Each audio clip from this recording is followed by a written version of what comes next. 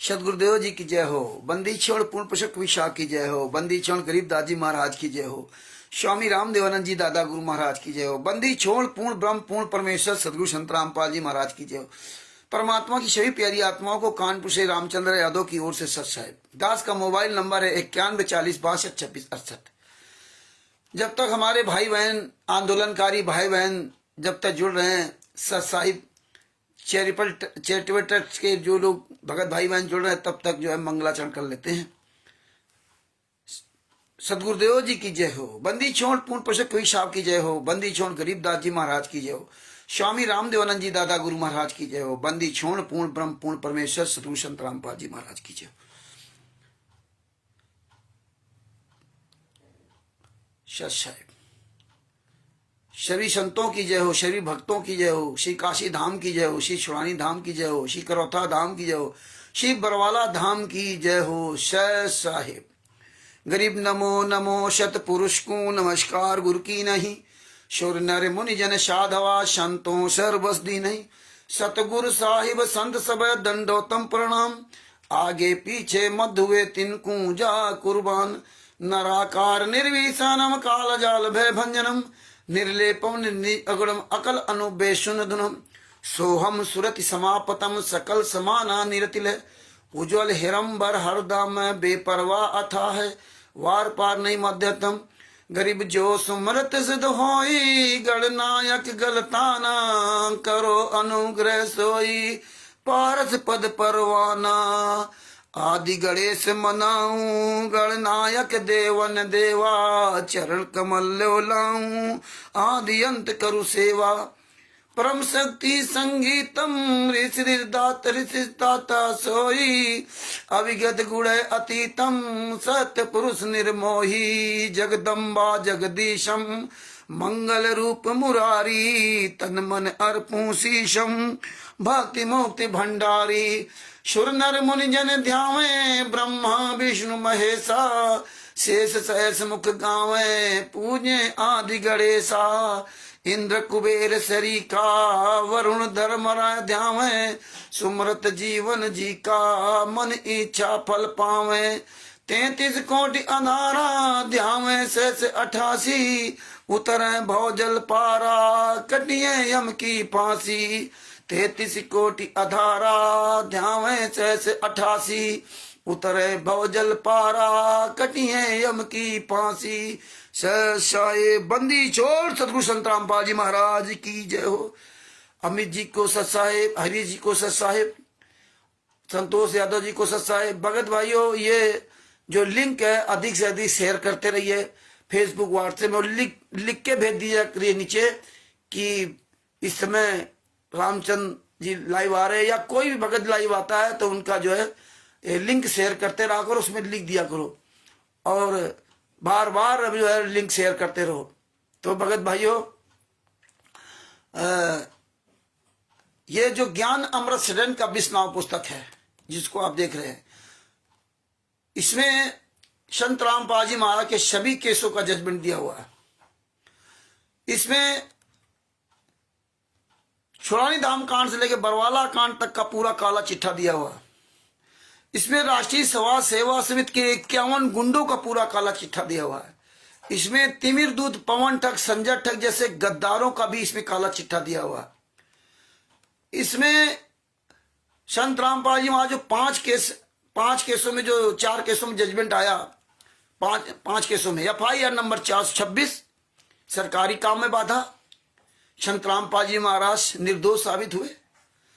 इन्होंने साबित नहीं कराया, राष्ट्रीय समाज सेवा समिति गुंडों ने, इनके 12 वकीलों ने नहीं इनको निर्दोष साबित करा, उनको नहीं बाइज्जत भी करवाया है।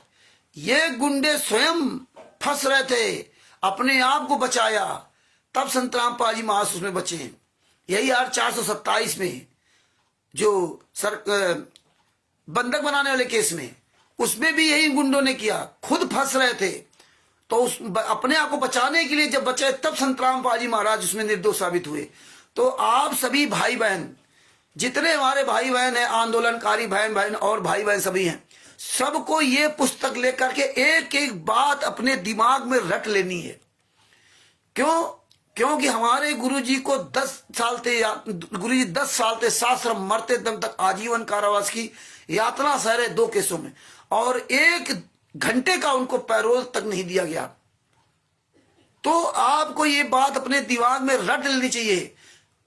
कोई भी व्यक्ति अगर आपसे सवाल कर दे कि आपके गुरुजी कहां हैं, जेल में हैं, आपके गुरुजी को सजा क्यों हुई, आपको पता ही नहीं। वो कहेगा कि अखबार में ये आ रहा था, दूध से नहाते थे और वो बलजीत की बबीता के साथ ये करते थे, वो कुकर्म करते थे, वो अपनी बात कहेगा। आपको उहावाही नहीं बकनी है, आपको अपने सदगुरु संत रामपाल जी महाराज के वचनों के अनुसार चलना है। हमारे गुरु जी ने क्या कहा कि मुझे कानून का सम्मान करना, मैं कोर्ट का सम्मान करना, कोर्ट के अनुसार चलना। तो कोई भी व्यक्ति अगर आपसे कहे कि मैं अखबार में ये देखा, दूध से नहाते थे, ये होता था, तो आप जब सच्चाई जानोगे तो उनको शालीनता से आप जवाब दे सकते हो कि भाई अखबार कोई जज नहीं है, अखबार कोई न्यायपालिका नहीं है। ये अखबार जो ऐसे ही स्वयं जज बन जाता है, ये हमारे आपके बुजदिली की वजह बन जाता है। नहीं तो किसी भी न्यूज़पेपर वाले की औकात नहीं है जो ऐसे कहते वो दूध से नहाता था, वो बलात्कार करता था, वो ये करता था। ये जज से ऊपर इसलिए बन रहे हैं क्योंकि हम आप बुजदिल हैं, हम आप इन गद्दारों को जवाब नहीं देते। इसलिए अगर आप अपने आप पर खड़े हो जाओगे ना, तो इनकी औकात नहीं है कि ये कभी बोल जाए, हाँ ये कह सकते हैं कि उन पे ये आरोप लगा है। कोर्ट में भी जब केस चलता है तो आरोप साबित होता है, आरोप माना जाता है, दोष साबित नहीं होता है। दोष तो जब कोर्ट जब केस चलेगा, अंतिम निर्णय उसमें क्या निर्णय आता है, वो दोष सिद्ध या निर्दोष माना जाता है। तो ये बातें आपको अच्छी तरह से धीरे धीरे में सब अपने भेजे में भरनी पड़ेंगी, तभी आप कहीं भी जाओगे तो आपकी बात लोग सुनेंगे, और सुने चाहे कोई ना सुने, लेकिन आप तो मजबूत होगे। तो ये पॉइंट आपको हमेशा याद रखना। और देखिए, हम आप लोग तो ये जो राष्ट्रीय सभा सेवा गुंडे, मुनिंदर धर्माश गुंडे, कबीर परमेश्वर भक्ति गुंडे, सतलोक आश्रम संचालक गुंडे, और ये जो फर्जी नामदान संचालक, स्टेट कोऑर्डिनेटर, ये गुंडे उसमें क्या कहते थे, मीडिया ये कर रहा है, मीडिया वो गलत कर रहा है, मीडिया ने गलत दिखाया, बलजीत की बेटी बबीता के बारे में गलत दिखाया। अगर मीडिया ने गलत दिखाया था तो एक भी केस ये मीडिया खिलाफ नहीं किया, इनकी औकात नहीं जो मीडिया खिलाफ केस कर सके। देखिए आसाराम बापू जी, जो आसाराम जी जेल में यातना सह रहे हैं, आसाराम जी के खिलाफ जो जी न्यूज वाले, जो ये 3-4 पत्रकार थे, जिनके नाम देखो इस समय नहीं आ रहे मुंह पे, जवान पे तो हैं, तो ये जितने थे, तो ये आसाराम जी के बारे में बहुत गलत दिखाया था, बहुत गलत दिखाया था।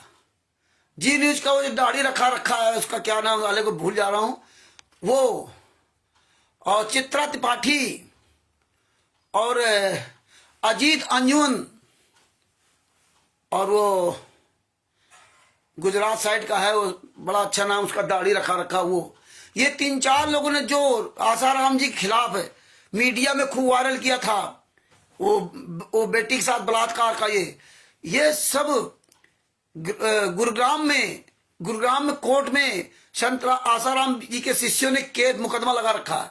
इनकी दशा खराब है वहां पे, यहां तो चैनल भोग रहे हैं। ये अजीत अंजुमन, और ये जो अभी आपको नाम लिया था उसको, चित्रा त्रिपाठी, और एक वो उसका देखो नाम भूल रहा हूं, ये सब की अकल ठिकाने हैं। गुड़गांव कोर्ट में ये तारीखों पर जाते हैं, आप गूगल पे सर्च कर लेना, यूट्यूब पे सर्च कर लेना, उसमें सब आपको मिल जाएगा। वहां छोटे छोटे पत्रकार इनके मुंह में कैमरा लगाते हैं तो छुपे घूमते हैं, इनकी औकात नहीं जो आवाज निकल जाए। तो ये कोई भी मीडिया, पूरे भारत का मीडिया चाहे जो भी हो, ये कोई भी मीडिया पर आरोप नहीं लगा सकता। आरोपित कह सकता है लेकिन जज नहीं बन सकता।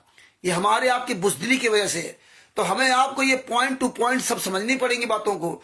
हमें आप सबको हर क्षेत्र में ऑलराउंडर बनना पड़ेगा।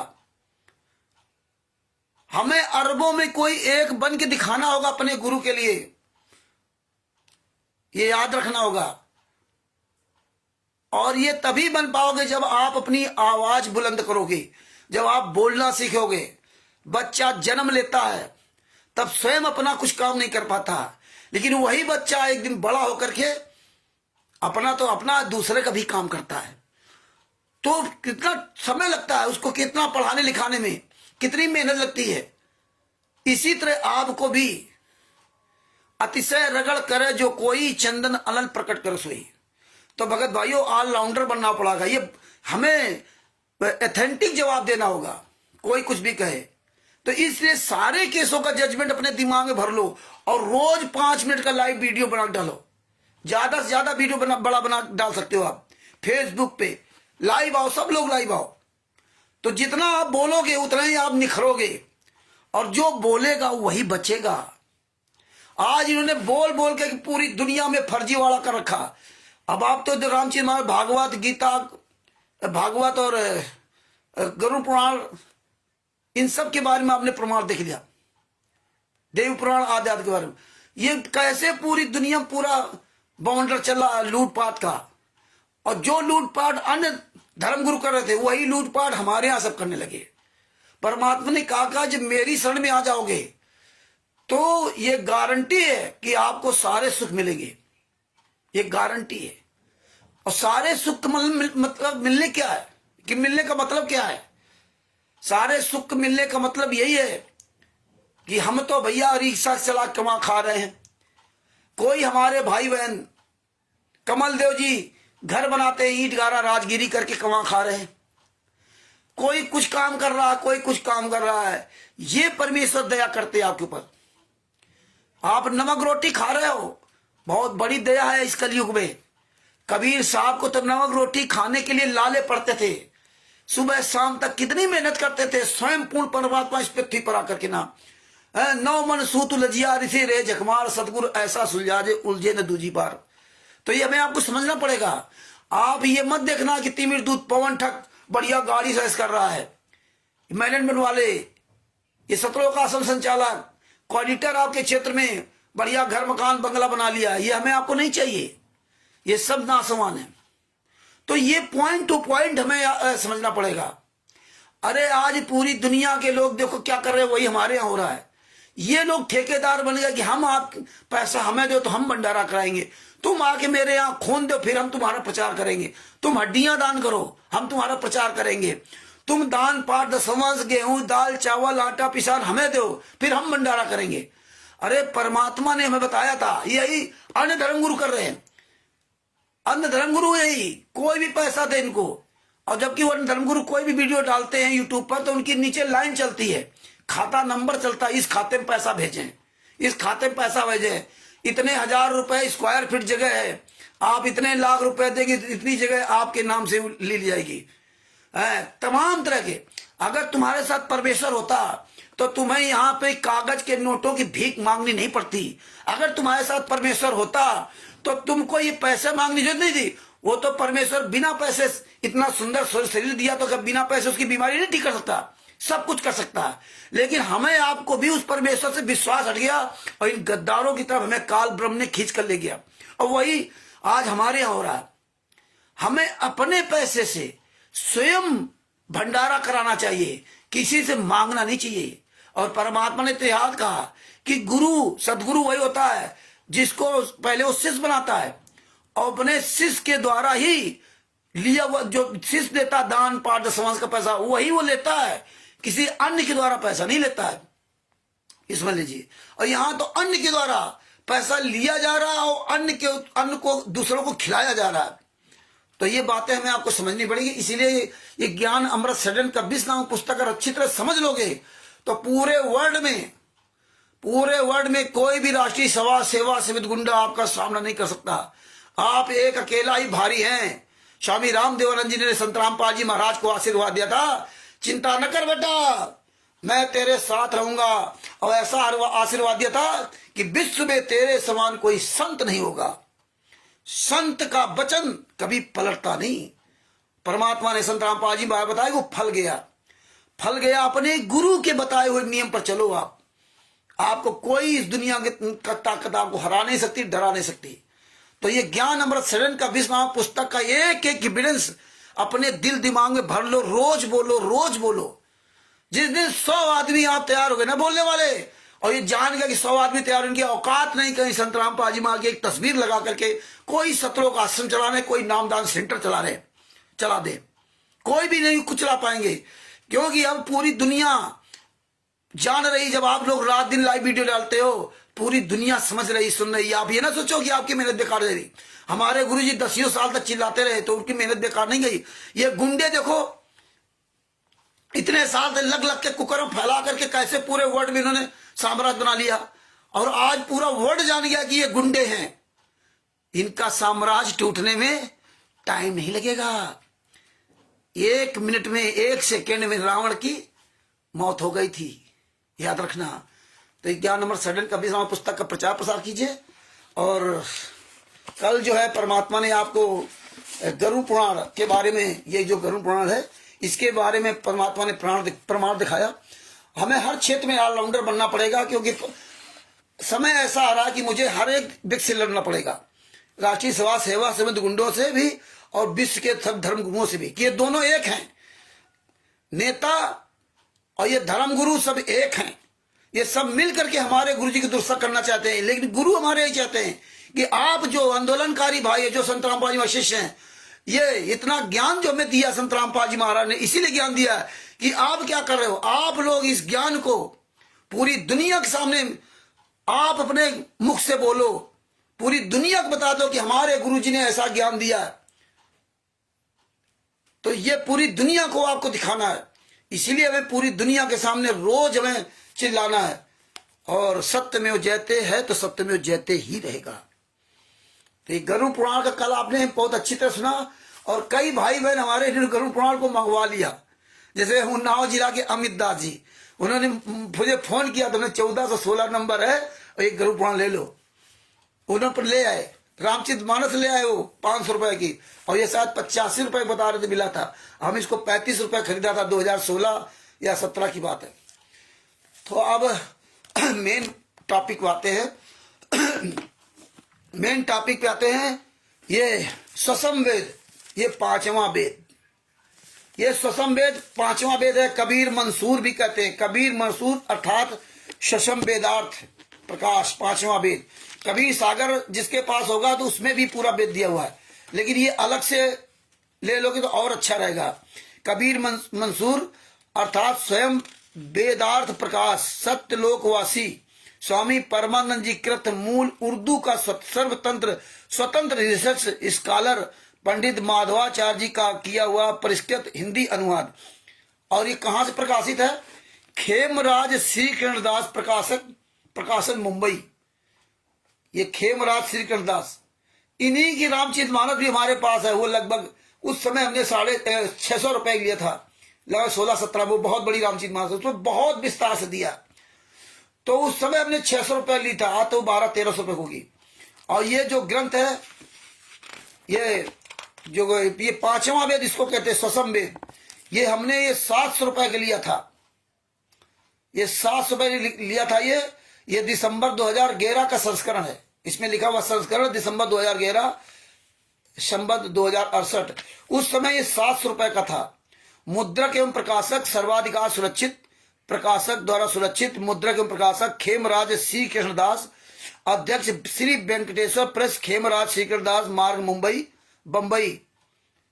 ये सब पूरा इसमें एड्रेस लिखा हुआ। उस समय 700 रुपया खरीदा था, कानपुर से मिल गया था। तो अब भगत भाइयों, ये जो 5वां वेद है, ये स्वसम वेद 5वां वेद मेन वेद है। संत रामपाल जी महाराज इसके बारे में खुद अच्छी तरह से मैं आपको पढ़ाया बताया। ये मुख्य वेद है, चारों वेदों का बाप है ये, और सारे धर्मों का मुख्य ये, सारे धर्मों का बाप है ये स्वसम वेद है।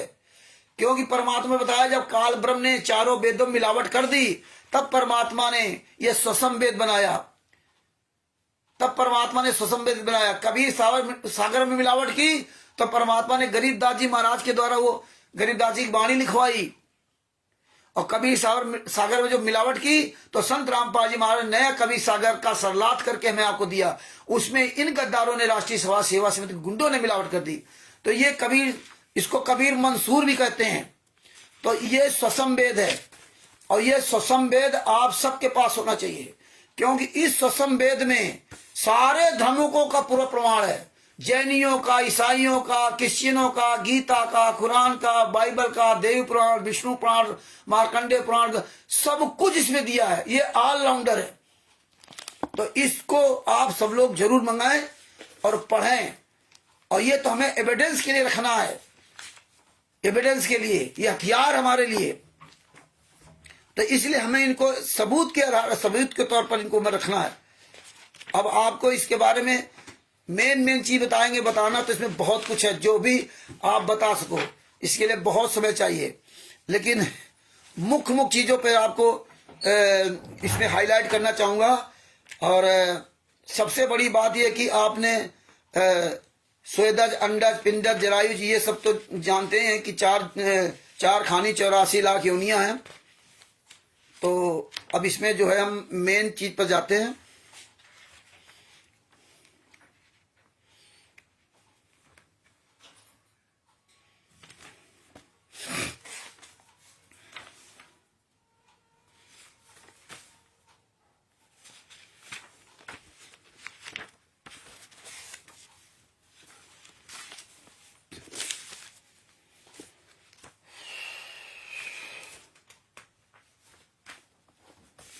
अब आपको इसमें मेन चीज आपको ये बताना चाहेंगे, परमात्मा ने जो दया कर रखी है, पेज नंबर 95, 94, 95, अद्या की पूजा का प्रचार, मतलब दुर्गा जी की पूजा का प्रचार। ये जो संत रामपाल जी महाराज ने जो हमें बताया कि हमें ये गाने बजाने नहीं सुनना चाहिए। क्यों नहीं सुनना चाहिए? संत रामपाल जी महाराज ने जो भी बात बताई है शास्त्रों से प्रमाणित करके बताई है, अपनी हुआबाई नहीं बकी है। पैर नहीं छूना चाहिए, ये रामचरित मानस में आपने देख लिया। कोई भी किसी का धारावाहिक आप देख लो, राम का, किसी का भी, विष्णु का, किसी का भी, कोई किसी पैर छूता हुआ नजर नहीं आएगा। दंडोत प्रणाम करते हुए नजर आएंगे, लेकिन कोई पैर नहीं छूता। इन धर्म गुरुओं ने, ठेकेदारों ने, जिनको गौतम ऋषि ने इतना भयंकर श्राप दिया देवी पुराण में, जो आपने सबने सब सुना, तो ये तो कभी अच्छा काम कर ही नहीं सकते। और कहते हैं कि वो कह रही मैं कैसे निभे केर बेर को संग, वे डोलत रस आपने उनके फाटत अंग। परमात्मा ने बताया कि रहीमदास जी कहते हैं कि केला और बेरी का कभी साथ नहीं हो सकता। अब अगर केला और बेरी एक जगह पर हैं तो ये समझ ले, कहते हैं वे डोलत रस आपने, मतलब बेरी तो अपनी मस्ती में झूम रही है और उनके फाटत अंग, केले के पत्ते जैसे वो कांटे में फंसते तो पूरा छाड़ छाड़ रहे, वही हाल आज हमारा आपका सबका है। तो परमात्मा ने हमें वहां से निकाल दिया। संत रामपाल जी महाराज की बड़ी दया है, बड़ी कृपा है, और उनके हम एहसान मंद है, उनका कभी भी हम एहसान चुका नहीं सकते। हम तुच्छ जीव, और आज हमारे गुरु जी यातना सह रहे हैं। तो ये जो गाने बाजे बजाए जा रहे हैं बढ़िया सुर लय ताल में, ये क्यों हुआ? ये कहां से चालू हुए? राग रगड़ियां कहां से चालू हुई? तो इसमें सत्संग में बताया है कि देखिए पेज नंबर 94 और 95, 44वां प्रकरण, निरंजन ने सतलोक की नकल कर अपने लोक बनाए। ये हमारे गुरुजी ने सब कुछ बताया, ये हमें कोई बताने का आवश्यकता नहीं है, ये तो हम रिपीट कर रहे हैं अपने गुरुजी के आशीर्वाद से। क्योंकि हमारे गुरु ने कहा कि तुम्हें जो ज्ञान दिया पूरी दुनिया के सामने बताओ, पूरी दुनिया जाने कि हाँ ये संत रामपाल जी महा का शिष्य, इसको संत रामपाल जी महाराज ने ये ज्ञान दिया है। हम पवन तक, संजय तक की तरह वक्ता नहीं है, हम तो परमात्मा ने जो बताया वो सब तक पहुंचाने का प्रयास करते हैं। क्या लिखा है? जैसा कि सतपुरुष ने अपने हंसों को द्वीपों में सुख पूर्वक रहने के लिए द्वीप प्रदान किया, उसी का अनुकरण करके, नकल करके काल पुरुष ने अमरावती, कलकावती, गोलोक, स्वर्ग, ब्रह्मलोक, साकेत इत्यादि बनाया और उनमें सुख भोग का समस्त सामान प्रस्तुत किया, और नरक, बैकुंठ आदि की रचना करके सब ठीक ठौर किया। जो जिस योग था उसे वहां बैठाया, विष्णु ब्रह्मा शिव इंद्र वरुण कुबेर इत्यादि सबको इन स्थानों में रखा और आप सबसे आगे रहे। अद्या ने यानी कि दुर्गा जी ने भी अपने 3 पुत्रों को तीनों लोक का राज सौंप दिया। ये तो आपको जानते हो, ब्रह्मा विष्णु महेश को अलग अलग तीनों जगह राज सौंप दिया। तो इसमें बताया कि 45वां प्रकरण, अभी आपको 44वां प्रकरण सुना रहे थे पेज नंबर 54 पर, और पेज नंबर 54 पर ही 45वां प्रकरण है। ये कबीर मंसूर, ये कबीर मंसूर है, शशम वेद 5वां वेद। ये खेमराज जो है ना श्रीकृष्ण मुंबई छापा खाना का है। ये कलर पहचान लो और इसके अलावा आपको मिलेगा ही कोई दूसरा। ये है परमात्मा की दिया, ये सब इसमें निशान लगा रखे हैं। ये परमात्मा ने जब खरीदवाया था तो ये सब पढ़वाया भी था परमात्मा ने 2011 में। 2011 तो लिखा हुआ है इसमें, हमने तो वेद खरीदा लगभग 15 या 16 में, 16 के आसपास खरीदा होगा, 16 या 17 में, तब परमात्मा ने पढ़ाया। 45वां प्रकरण, जब दुर्गा ने तीनों पुत्र को अलग अलग राज दे दिया। 45वां प्रकरण, तीनों पुत्रों की कृतज्ञता। बोले तीनों पुत्रों ने क्या किया दुर्गा के साथ में, क्या किया और अपने लिए क्या किया। जब सब स्वर्ग कैलाश वैकुंठ इत्यादि बना चुके और तीनों भाई तीनों लोक का राज करने लगे, तब तीनों भाइयों ने वही कार्य किया जो निरंजन तथा अद्या ने किया था। जो दुर्गा ने और काल ब्रह्म ने किया वही वो तीनों करने लगे। क्या क्या किया, जैसे निरंजन और अद्या ने सतपुरुष के नाम पर गुप्त अपनी बड़ाई सारे संसार में प्रकट की। सतपुरुष के नाम से कि हम ही परमात्मा है, हम ही को पूजा करो।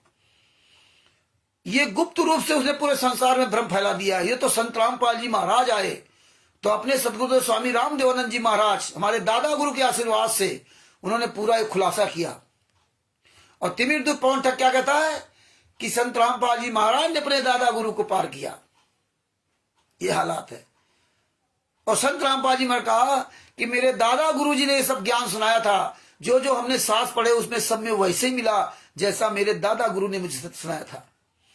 तो क्या लिखा कि जिस तरह से दगाबाजी उसने किया अपने पूर्ण परमात्मा के साथ, काल ब्रह्म ने और दुर्गा ने पूर्ण परमात्मा के साथ दगाबाजी करके और नकली सब बना लिए, वैसे ही ब्रह्मा विष्णु में तीनों ने नकली बना लिए।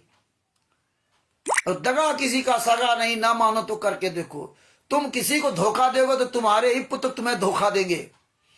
तो देखिए क्या किया, जैसे निरंजन और अद्या ने सतपुरुष के नाम पर, पूर्ण परमात्मा के नाम पर, कबीर साहब के नाम पर गुप्त कर अपनी बड़ाई सारे संसार में प्रकट की, उसी प्रकार तीनों भाइयों ने अद्या और निरंजन का नाम बिल्कुल ही छिपाकर संसार में अपनी पूजा तथा प्रतिष्ठा का प्रचार करा दिया, अपनी पूजा करा दिया। ये तो दुर्गा पूजा अभी चली, नहीं तो पहले तो ब्रह्मा विष्णु महेश की पूजा थी और ये ज्यादातर कलकत्ता साइड में थी, हमारे यूपी में नहीं था। और अब तो कलकत्ता साइड से ज्यादा सब जगह होने लगी। तो इसमें कहा देखो उसने अपनी पूजा चालू करवा दी, ब्रह्मा विष्णु महेश ने काल ब्रह्म को, दुर्गा को किनारे कर दिया, दुर्गा जी को। जब तीनों भाइयों ने ये कार्य किया और दुर्गा ने भी जान लिया, अद्या में लिखा, अद्या मीन्स दुर्गा, तमाम रूप नाम इनके। जब तीनों भाइयों ने ये कार्य किया और अद्या ने भी जान लिया कि मेरे बेटे तो मेरा नाम बिल्कुल ही मिटाकर केवल अपनी बड़ाई सृष्टि पर प्रकट करके अपनी पूजा कराते हैं और मुझको कोई नहीं पूछता। दुर्गा जी के मन में आया कि यार ये तुम्हारे पुत्र हमारे साथ धोखा, अरे तुम भी तो किसी पुत्र पुत्री थे, तुमने भी तो अपने बाप के साथ धोखा दिया, पूर्ण परमात्मा को धोखा दिया, कबीर साहब को धोखा दिया, सतपुरुष को धोखा दिया और उनके बच्चों के साथ भी धोखा किया, तो तुम्हें धोखा मिलेगा मिलेगा। और जब ये हुआ तो देखो इसमें पेज नंबर 95 है, ये पेज नंबर 95 कबीर मंसूर अर्थात ससम वेदार्थ प्रकाश, खेमराज श्री कृष्ण प्रकाशन बंबई। इसमें 46वां प्रकरण है, इसमें अद्या की पूजा का प्रचार। अब देखो दुर्गा की पूजा का प्रचार कैसे चला। जब अद्या ने पुत्रों की कृतज्ञता और स्वार्थ को जान लिया, जब देखा कि ये तो स्वार्थी हो गए, ये तो आसान फरोश हो गए, अपनी पूजा चालू कर दी, तब उसने, अब यहां ध्यान से सुनना, तब उसने अपने शरीर से अपने रूप की 3 कन्याएं प्रकट की। दुर्गा ने ज्वेलसी बस 3 कन्या प्रकट की। वे अत्यंत कोमलांगी तथा सुंदरी हुई। उन तीनों का नाम क्रमशः नंबर 1 रंभा, सूची रेणुका रखा। 3 कन्याओं को जन्म दिया, पैदा किया अपने शरीर से, और इनका ये नाम रखा रंभा, सूची और रेणुका। और उन्हें आज्ञा दी कि हे बेटियों, तुम जाओ और समस्त संसार को आकर्षित करके मेरी पूजा संसार में प्रसिद्ध कराओ। बताया कि जाओ भाई, पूरे संसार में हमारी पूजा प्रसिद्ध कराओ और इन ब्रह्मा विष्णु महेश की पूजा खत्म कराओ। तो तुम जाओ और समस्त संसार के आकर्षित करके मेरी पूजा संसार में प्रसिद्ध कराओ। वे तीनों अपनी माता की आज्ञा पाते ही पहले आकाश को उड़ गई और समस्त देव गंधर्व चारण इत्यादि का चित चुरा लिया। बढ़िया रूप धारण करके जितने समस्त देवता थे, गंधर्व थे, और इन सब का चित चुरा लिया है, क्योंकि सब तो विलासता का जीवन जीते हैं देवता वगैरह है। ये कोई देवता इसलिए पार नहीं हो सकता, मनुष्य के शरीर से ही आप पार हो सकते हैं, और देवता से नहीं, देवता या अन्य शरीर से पार ही नहीं हो सकते। चित्त चुरा लिया, पहले देवताओं को बस में कर लिया, फिर सब गंधर्वों को अपने साथ मिला लिया। जब सब देव और गंधर्व इत्यादि उनके बस में आकर इनके दास बन गए, उन तीनों के रंभा, सूची, रेणुका के जब दास बन गए हैं, तब 36 प्रकार के बाजे और सब गंधर्वों को अपने अपने साथ लेकर पृथ्वी पर आई। 36 प्रकार के बाजे बनाए। आज देखो कितने सुरीला ताल, सुरीली आवाज में बाजे बज रहे हैं। पहले वो ऐसे बजते थे, मतलब जो आर्टिफिशियल, मतलब हैंडमेड, और अब तो इलेक्ट्रॉनिक सब आ गया है।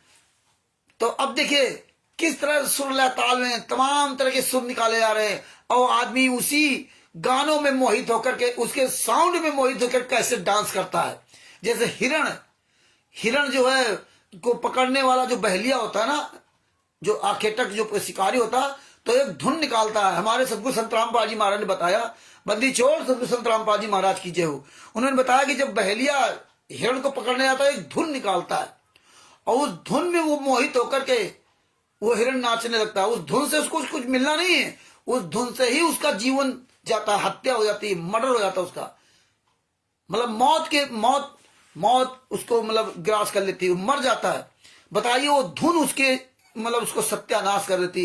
तो इसी तरह से आज गाजे बाजे देख कितना बढ़िया धुन सुर है, गाना कुछ भी ना हो, बस धुन होनी चाहिए। जितने कथावाचक हरामखोर देखो कैसे बढ़िया ढोलक मजीरा बजा कर गाते हैं। हमारे सतगुरु संत रामपाल जी महाराज ने कभी ढोलक मजीरा इस्तेमाल नहीं किया, कभी नहीं। ये जो ट्यून लगा रखी इन्होंने जो सत्संगों में, ये इन्होंने अपने हिसाब से लगा रखी हो, लेकिन हमारे लगता है सतगुरु संत रामपाल जी महाराज का ऐसा आदेश नहीं होगा कि आप ऐसी ट्यून लगाए। तो वो गाजे बाजे सब जो है ना, कितना जो है ना वो सब किया। और आज कहते 36 प्रकार के बाजे और सब गंधर्वों को अपने साथ लेकर पृथ्वी पर आई, और ब्रह्मा, विष्णु, शिव तथा समस्त ऋषि मुनियों के मन को मोह लिया। रूप बदल के आए तो ब्रह्मा, विष्णु और ये जितने ऋषि मुनि थे सब जो है विचलित हो गए, और सब उनके बस में हो गए, मोहित हो गए उनका सुंदर रूप देख करके ना,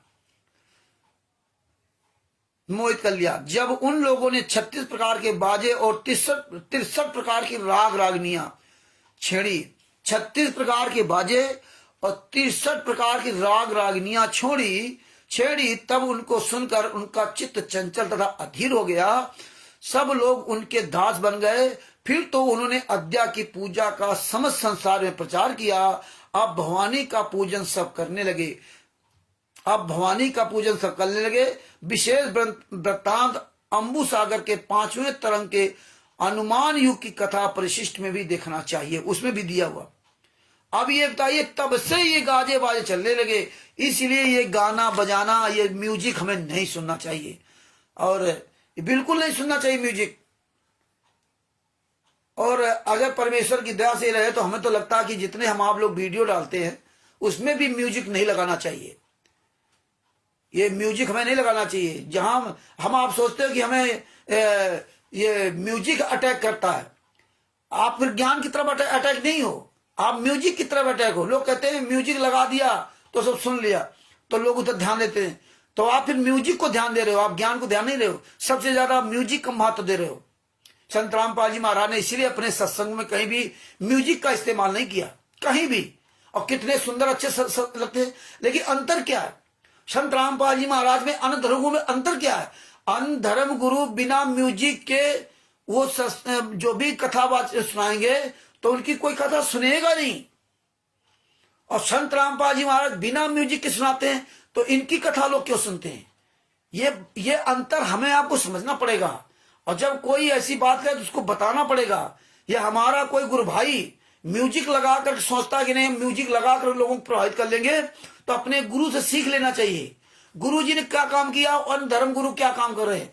अन्य धर्म गुरु को म्यूजिक के लिए क्यों आवश्यकता पड़ती है? क्योंकि वो किताब खोल करके प्रमाण सहित नहीं दिखा सकते। और हमारे सदगुरु संत रामपाल जी महाराज ने शास्त्र को खोल करके और एक एक शब्द पर उंगली रख रख के पढ़ाते हैं। और ये लोग पीला लाल नीला कपड़ा में बांध करके पुस्तक को बढ़िया सुरक्षित रखते, पैर पुजवाते हैं। क्योंकि जितने धर्मगुरु हैं, ये हराम खोर कोई भी धर्मगुरु किताब ले करके और उंगली रख रख के ऐसे नहीं पढ़ा सकता। और पढ़ाएगा तो उस दिन जूता चलने लगेंगे। क्योंकि अब दुनिया बहुत तबाह हो चुकी है इनके कुकर्मों से। जैसे लोग जागते जाएंगे वैसे जूता चलाते जाएंगे। अब आप लोग कहते हो रामचंद्र जूते की बात क्यों करता, हमेशा जूते की बात करता है। भगत जी, हमारे भाई बहनों के कितने कर्म खराब हुए, कितने हो रहे हैं, कितने लोगों का जीवन नष्ट हो गया, और आप भी वही कर रहे हो। और इनको कोई शर्म नहीं। 10 साल से 11 साल से हमारे गुरुजी यात्रा सह रहे हैं और आप कह रहे हो इन पर जूता ना चलाओ। तो क्या करूं, क्या करूं? ये भगत है। 5 महिला एक बच्चे को तड़पा तड़पा के मार डाला। अगर तुम्हारे घर की महिला, तुम्हारे घर का बेटा मरा होता तो तुम्हें दर्द होता? दर्द नहीं है ना, इसलिए तुम्हें रामचंद्र की बातें खराब लगती हैं। जब दर्द होगा तब पता चलेगा। कितनों का जीवन इन्होंने नष्ट किया। जितने धर्म गुरु हैं, जितने हमारे पूर्वज, कितने हमारे पूर्वज तो ये सब करते रहे, वो कहां किस नरक में भोग रहे होंगे। अब इनको हम पूजें? हमारे जो कितने भाई बहन संत रामपाल जी वहां के शरण में आने के बाद वो मर गए। कितने मर रहे हैं रोज कैंसर से, कैसे। और ये लोग कितना मार रहे हैं। जो बेटियों की शादी करा रहे, कैसे उनके साथ गलत काम कर रहे हैं। ये राष्ट्रीय समाज सेवा संघ गुंडे, मुनिंदर धर्मा ट्रस्ट गुंडे, कबीर परमेश्वर भक्ति ट्रस्ट गुंडे रमेडी करवाते हैं बहनी बहन बेटियों की। और ये तो पुस्तक सेवा क्या होती है? पुस्तक सेवा में केवल लड़का लड़की पसंद करे और इसके बाद उसके रेमेडी करा देंगे। और फिर उस लड़की के साथ ही जितने स्टेट कोऑर्डिनेटर, नामदान संचालक है और ये आश्रम संचालक, सतलोक आश्रम संचालक, ये गुंडे फिर उसके साथ शारीरिक संबंध बनाते हैं। और जब वो कहीं लड़का देख लिया कि हमारी पत्नी इस स्टेट कोऑर्डिनेटर के साथ सारी संबंध बना रही, जैसे वहां शामली में हुआ, ऐसे सब जगह हो रहा, तो फिर उसका छुट्टी छुट्टा करा देते हैं, उस पर केस लगवा देते हैं और दहेज लेते हैं। ये देखिए, और दहेज बड़े खुशी से वो ले रहे हैं, कोई शर्म नहीं बची। इतना नीच काम ये लोग कर रहे हैं। और फिर आप कह रहे हो कि जूता ले ना बोलो, तो आप भगत जी नहीं बोलो तो मत बोलो। हम तो जूता लेके बात करेंगे, जिसे पूरी दुनिया जाने ना, अन्य धर्मगुरु को जाने, इन गुंडों को जाने कि जूता ले क्यों बात करते हैं। पूरे विश्व के धर्मगुरु और राष्ट्रीय समाज सेवा से गुंडे, तुम सबकी औकात नहीं कि कोई एक शारीरिक चर्चा कर सको। तुम्हारी कोई औकात नहीं, क्योंकि तुम दूसरे के टुकड़ों से पलने वाले हो, तुम हराम का खाने वाले हो। और हम मेहनत करके खाते हैं। जितने धर्मगुरु बड़े बड़े आश्रम बना रखे, सब हराम का खाते हैं। अरे परमात्मा ने अगर तुमको बना समझा है तो तुम क्यों पैसा लेते? तो परमात्मा ने तो सुंदर शरीर में माँ के पेट के अंदर से जन्म करके दिया था। क्या माँ के पेट के अंदर कोई मशीन लगी क्या? बिना पैसे के। और आज आप इन भक्तों से पैसा ले रहे हो। और ये भगत समाज खुदे बेवकूफ है। आप अपने कर्म स्वयं अच्छे काम करो, दान पुण्य जो भी करो अपनी मेहनत की कमाई से, और ऐसे कुकर्मियों को मत दो। तो भगत भाइयों, इसलिए ये जागरूक बनो। इनकी औकात नहीं आपके सामने कोई आ जाए। ये तिमिर दूत, पवन ठग, संजय ठग, मैन आस गुंडे तुम्हारा सामना नहीं कर सकते। फिर तुम कहेंगे पागल है, तो हमें पागल ही बनना पड़ेगा। और पागल में बड़ा अच्छा लगेगा, पागल में बहुत बढ़िया रहता है। ये सब किनारे हो जाएंगे, फिर आप मस्ती से अपना जो है गुणगान करो परमात्मा का। ये बोझा सब खत्म हो जाएगा भगत जी। इसलिए खरा बोलो। और हमारी कोई किसी के लिए अंतरात्मा से बेमुश्ता नहीं है। ये परमात्मा अंतर जानता है, अंदर परमात्मा जानता है। मुझे बाहर उसकी शो करने की आवश्यकता नहीं है। मेरा पति परमेश्वर मुझे अंदर से जाने, और तुम लोग मुझे क्या कहते हो इससे मेरे फर्क नहीं पड़ता। हमारे गुरु क्या लोग कहते रहे। तो जो हीरा है, हीरा को चाहे कीचड़ में डाल दो, चाहे टट्टी में डाल दो, आप उसकी चमक फीकी नहीं कर सकते। आप उसको जो है गंदा मटमैला नहीं कर सकते। आप उसको तोड़ फोड़ नहीं सकते, चाहे जितने गन चला लो। हीरा बनना, हीरा, अपने गुरु के वचन में चलना। आगे दो क्या लिखा, 47वां प्रकरण, पांचों की पूजा निश्चित होना और निरंजन सर्वाधिपत्य। इन्हीं पांचों निरंजन अद्या ब्रह्मा विष्णु शिव की पूजा प्रचलित हुई। इन पांच के आगे कोई कुछ नहीं जानता। इन्हीं का समाचार चारों वेद चारों वेद इन्हीं का समाचार चारों वेद किताब देते हैं। निरंजन तथा अद्या ने सत्य पुरुष का नाम समस्त संसार से छिपा दिया और मुक्ति मार्ग के समस्त द्वारों को रोक दिया। हाँ देखो, काल ब्रह्म की सब पूजा कर रहे हैं, काल ब्रह्म को सब जानते हैं, जानते ही नहीं पूर्ण परमात्मा कौन है। आज संत रामपाल जी के शिष्य भी काल नाम जरूर परमात्मा लेते, लेकिन अब पूजा किसकी करने लगे? पूजा करने राष्ट्रीय स्वयंसेवक गुंडों की, सतलोक आश्रम संचालक गुंडों की, पवन ठग संजय ठग की। गुरु जेल में है, पूजा इनकी करने लगे। अब आप कहोगे पूजा कहाँ करते हैं?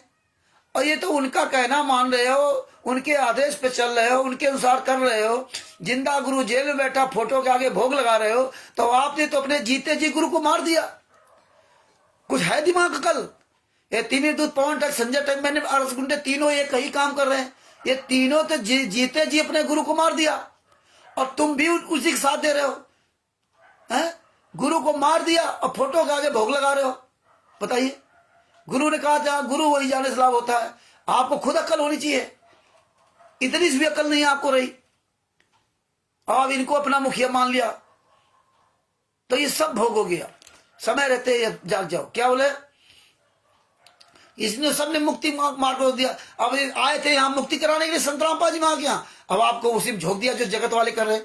तो आप तो जगत से नहीं छोगे, जान बूझ सांची तरह करे झूठ से ने, और ताकि संगत है प्रभु सपनों में दे। ऐसे लोगों की संगत तो सपन में मत करना जो इन गुंडों का साथ दे रहे हैं। अनजाने में कोई भी भगत लगा है और जिस दिन सच्चाई जान जाए तो वहां किनारे हो जाए। मुझसे कोई भी नया भगत बात करता है, मैं उसको प्यार से पूरा विधवा समझाता हूँ। 1 दिन 2 दिन 4 दिन महीना भर 2 महीना जब भी, और उसका सारे एविडेंस भेजता हूँ। उसको हम कुछ नहीं गलत कहते। जो भाई बहन हमारे आवाज उठा रहे अपने गुरु के लिए, हम उनके लिए कुछ नहीं कहते। उनसे खुद हम फोन से बात करते। भगत जी टाइम मिल जाता तब हम फोन करता हूँ सबसे कि भाई परमात्मा की दया से मनोबल बढ़े, हम भाई बहन बात करते हैं, अच्छी तरह से बात करता हूं। अगर कोई बदल जाता है तो फिर उससे बात नहीं करते भगत जी। तो भगत भाइयों अपनी मेहनत कमाई खाओ। तो क्या है कि मुक्ति मार्ग का बंद कर दिया, मुक्ति मार्ग खत्म हो गया। क्योंकि आप दान पाठ दशवांश का पैसा गुंडों को देने लगे, आप खून दान देने लगे, शरीर दान देने लगे, सब कुछ आप गलत काम करने लगे, नेताओं को वोट देने लगे, सब कुछ जीते जी सभी कुकर्म करने लगे। कहीं पवन ठग को किसी ने मुखिया बनाया, कोई संजय को, किसी मैंने महाराज को। और फिर पूछ दो कहने नहीं, हम तो पवन ठग के अनुसार खुद चल रहे हैं, हम तो अपने गुरु के अनुसार चल रहे हैं। जब गुरु के अनुसार चल रहे तो आप पवन ठग की बातों में क्यों आ रहे हो? उसके बनाए स्टिकर क्यों लगा रहे हो? आप अपने गुरु फोटो लगाओ, गुरु वीडियो लगाओ, अपने गुरु के लिए रात दिन रो, तड़पो, ये करो। तो भगत भाइयों आगे क्या कहा? इस प्रकार 4 खान हाँ आवागमन के जाल में फंसा रहे और भवसागर में डुबकियां खाया करें तथा सभी द्वारों को रोक लिया, इस कारण कि कोई भी मनुष्य मुक्ति मार्ग ना पावे, सदा आवागमन के जाल में फंसा रहे और भवसागर में डुबकियां खाया करे तथा सब काल पुरुष के भोजन बने। इस प्रकार 4 खान 84 लाख योनियों के जीव अर्थात समस्त माया दृश्य सृष्टि काल पुरुष के चुंगल में फंस गई और उसके जाल से उसका छुटकारा कठिन हो गया है। ये धर्मराज निरंजन नित्य 1 लाख जीव को तप्त शिला पर भून कर खाया करता है। इस प्रकार सब जीवधारी संसारिक आपत्ति जाल में फंस गए। ये पेज नंबर 96 कबीर मंसूर अध्याय 1 47वां प्रकरण। अब हमारे गुरु जी ने जो बताया वो सब इसमें लिखा हुआ बताया। इसमें 1 लाख मानव जीव वही संत रामपाल जी महाराज बताया। आगे क्या लिखा? 48वां प्रकरण में तप्त शिला का वृत्तांत। अब तप्त शिला का वृत्तांत समझो। हमें तो परमात्मा ने सब बता रखा है, हम सबको बता रखा है। ये तो जगत वालों के लिए भी है, वो आप लोग दोबारा रिपीट करते रहो, तैयार हो। ये साथ हमें रखना चाहिए। भव सागर एक विशाल समुद्र है, ध्यान से सुनो। भव सागर एक विशाल समुद्र है। ये इतने जगत वाले लोग हैं जो सुर लताल गाना सुनते हैं उनके लिए, और हम लोग इसीलिए सुनना बंद कर दिया कि हमारे गुरु जी ने सब बातें बताई। ये गाना किसी को ने सुर लताल नहीं सुनना चाहिए। ये जो 36 प्रकार के गाजे वाजे और राग रागनियां, ये नहीं। तो ये तो सत्यानाश का कारण है। ये तो दुर्गा ने अपने आप मोहित करने के लिए ये सब करके आपके कर्म फड़वा दिए हैं। तो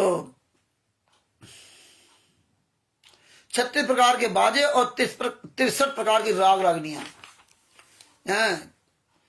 भवसागर एक विशाल समुद्र है। भवसागर एक विशाल समुद्र है जिसके किनारे, जिसके 2 किनारे हैं। ये ध्यान से सुनो, परमात्मा ने बहुत बढ़िया बातें कही है संत रामपाल जी महाराज जी ने, और वही कही जिसमें लिखा हुआ है। इसीलिए संत रामपाल जी महाराज को तत्वदर्शी संत कहा जाता है। इस विश्व में कोई तत्वदर्शी संत है ही नहीं। उंगली रख रख के परमात्मा ने हमें संत रामपाल जी महाराज ने पढ़ाया। इसीलिए कोई धर्मगुरु संत रामपाल जी महाराज का सामना नहीं कर सकता। राष्ट्रीय सभा सेवा सद गुंडे संत रामपाल जी महाराज का सामना नहीं कर सकते। आगे क्या लिखा है? भवसागर एक विशाल समुद्र है जिसके 2 किनारे हैं, एक लोक दूसरा वेद। एक लोक है और दूसरा वेद। वेदों में उलझे रहो, चारों वेदों में कुछ नहीं तुम्हें हासिल होगा। कुरान में उलझे रहो, तौरेत इंजील जमूर, तौरेत इंजील जमूर कुरान, ये भी चारों वेद ही है। जैसे हमारा ऋग्वेद, सामवेद, यजुर्वेद, अथर्ववेद, ये सब इनसे में उलझे रहो। ये संत रामपाल जी महाराज तत्व संत दया किया तो हमें आपका उसका साधु ऐसा चाहिए जैसा सुसुभाए सार सार को गई रहे था देवड़ा है। वो परमात्मा ने हमें सार सार दे दिया। तो इसमें क्या लिखा? इस लोक के किनारे पर आदि भवानी बैठी। एक लोक के किनारे पर आदि भवानी बैठी और उसके साथ 64 लाख जोगिनियां रहती। 64 लाख। एक लोक किनारे पर दुर्गा बैठी है, 64 लाख रागनियां जोगिनियां रहती हैं और समस्त संसार में धूम मचाती हैं। पूरे संसार सब मोहित कर रखा है, धूम मचाती है। हाथों में खप्पर लिए सब जीवों का रक्तपान करती हैं। देखो जगह जगह मुर्गा ले, बकरा ले, भैंसा ले, ऊंट ले, गाय ले, सुअर ले, सब दुर्गाओं मंदिरों में काटे जा रहे खुलेआम। और हमें आपको दुर्गा जी खुश हो गए, दुर्गा जी खुश हो गए, ये लाभ दे दिया, वो लाभ दे दिया, इसमें सब कुछ लिखा। यही सब खप्पर लिए घूम रही हैं। ये जीव को सर्वनाश करने के लिए कोई यहां से पार न हो पाए, वो इसी में उलझा रहे। तो क्या लिखा कि ये जोगिनियां रक्तपान करती हैं। रक्तपात नहीं, रक्तपान करती, खून पीती हैं, रक्तपान करती फिरती हैं। जहां भवानी के स्थान है वहां मनुष्य, जहां भवानी के स्थान वहां मनुष्य, भैंसा, बकरा, मुर्गा आदि प्रत्यक्ष काटे जाते हैं। वे सब इन देवियों के भोजन होते हैं। इन्हीं के लिए बेधड़क अत्यंत निर्दयता के साथ नित्य अनंत जीवों का बलिदान होता है, बलि प्रदान होता है। ये बलवती देवियां समस्त पृथ्वी तथा आकाश में घूमा करती हैं। पृथ्वी से 36 सहस्र योजन पर, 36,000 योजन पर, जिनको कबीर साहब ने सालोक शक्ति कहा है, स्वयं माया का स्थान है। 36 सहस्र योजन पर स्वयं माया का स्थान है।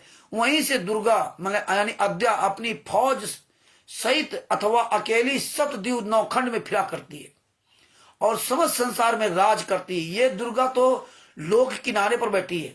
दूसरा जो वेद का किनारा है उसके ऊपर निरंजन देवता बैठा हुआ है, अत्यंत सचेत तथा चेतन होकर बैठा है। ऐसा मंत्र पड़ रहा कि जिसमें उसके मंत्र के प्रभाव से कोई जीव तीनों लोक के बाहर ना जा सके।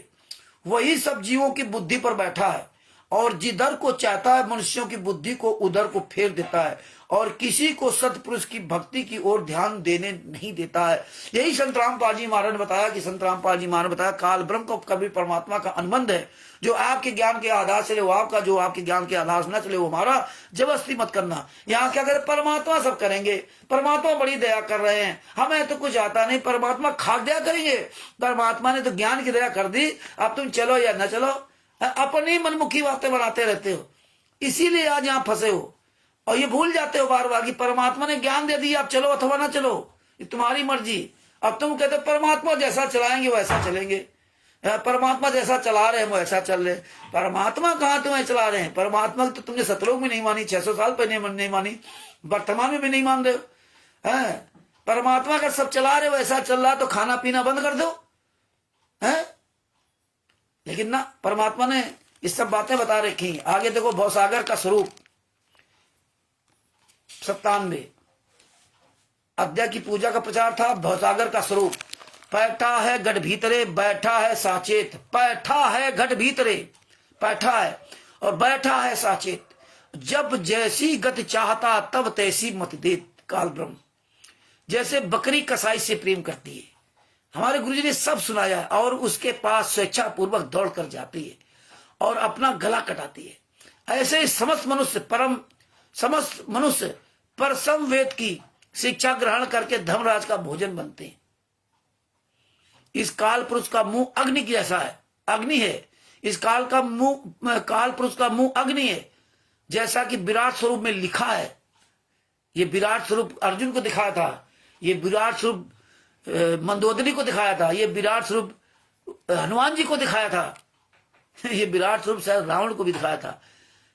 ये विराट स्वरूप जगह जगह दिखाया करता है। ये तो ऐसे ही समस्त मनुष्य पर संवेद शिक्षा ग्रहण करके धर्मराज का भोजन बनते हैं। इस काल पुरुष का मुंह अग्नि है, जैसा कि विराट स्वरूप में लिखा है। इसीलिए जो वेद मंत्रों के साथ अग्नि में हवन किया जाता है, सो सब इस अलग निरंजन का भोजन होता है। वेद मंत्रों के साथ अग्नि का जो हवन किया जाता है, ये काल ब्रह्म को मिलता है। और ये जितने धर्म गुरु हैं, खास तौर हिंदू धर्म के, ये जितने भी चारों शंकराचार्य और जितने ये कथावाचक, और ये घरों घरों में जो होम चालू कर दिया, हवन चालू कर दिया। अब आप समझ लीजिए कि अग्नि उसका मुख है, इसीलिए अग्नि में ये स्वाहा करवाते हैं। ये कूड़ा करकट अच्छा घी मिलाकर सब बर्बाद करते हैं। तो ये समझ लो, आज समझ लीजिए कि हमारे गुरुजी ने क्यों मना किया कि हवन नहीं करना है, ये ज्योति वाला करना, देसी घी की खड़ी बाती का, इसीलिए सब मना किया गया। तो ये समझ लीजिए हमें ये हवन नहीं करना चाहिए जो आज ये करवाया जा रहा, क्योंकि वो काल ब्रह्म के मुख में जा रहा। हवन किया जाता, सो सब इस अलग निरंजन का भोजन होता है। इसी कारण अश्वमेध, गोमेध, नरमेध, अजमेध इत्यादि यज्ञ परंपरा से होते आते हैं। नर की बलि चढ़ाई जाती थी, घोड़े की बलि चढ़ाई जाती थी, गाय सुअर आदि सब चढ़ाए जाते हैं, काटे जाते हैं, बलि दी जाती है यज्ञ में। तो ये काल ब्रह्म खाता है। और कैसे हम आप लोग सोचते कि नहीं हम बहुत बढ़िया कर रहे हैं। कबीर साहब के ग्रंथ अनुराग सागर में देखो कि आकाश में एक तत्शिला है, उसी तत्शिला पर सब जीव जलते बलते और तड़प तड़प कर कबाब होते हैं, और उन सबको काल पुरुष खा जाता है। इस प्रकार अद्वैत तथा निरंजन सब जीवों को मार मार कर खाया करते हैं। अत्यंत दुख पाने पर सब जीव तड़प तड़प कर हाय हाय करते और पुकारते हैं कि हे दीनदयाल, सबके पालन करता, हमको धर्मराज अत्यंत कष्ट दे रहा है, आकर इससे बचाओ और हमारा दुख क्लेश हरण करो। इसलिए ओम दुर्गाय नमः, विष्णु नमः, और ओम शिवाय नमः, ओम ब्रह्माय नमः, इससे कोई काम आपका हासिल होने वाला नहीं है। इसीलिए रामचरितमानस के बालकांड 2056 में भी कहा, परम मंत्र लघु जान जस विधि हरिहर सो सब महामत गजराज बस अंकुश करो। उसके नीचे अर्थ लिखा हुआ है, परम मंत्र लघु जान जस विधि हरिहर सो सब महामत गजराज। हाथी से उपमा दी गई, कहा गया कि परम मंत्र लघु जान जस, ये ब्रह्मा विष्णु महेश का एक छोटा सा मंत्र होता है, छोटा सा मंत्र। वो संत रामपाल जी महाराज ने हम सबको बताया। और ये असंख्य ब्रह्मांडों की चारों शंकराचार्य जितने धर्मगुरु नहीं जानते, इसीलिए तो उन्होंने अखंड पाठ में लगा दिया कि अगर ये बात सवाल कहीं समझ में आ गया तो हमसे सवाल करेंगे, मंत्र कौन है भैया? इसमें तो रामचरितमानस दिया बालकांड में 256 में, तो ये कहाँ, ये मंत्र कौन है बताओ भाई? तो ये नहीं बता पाएंगे, इसलिए मैं आपको अखंड पाठ में लगा दिया। तो कहा कि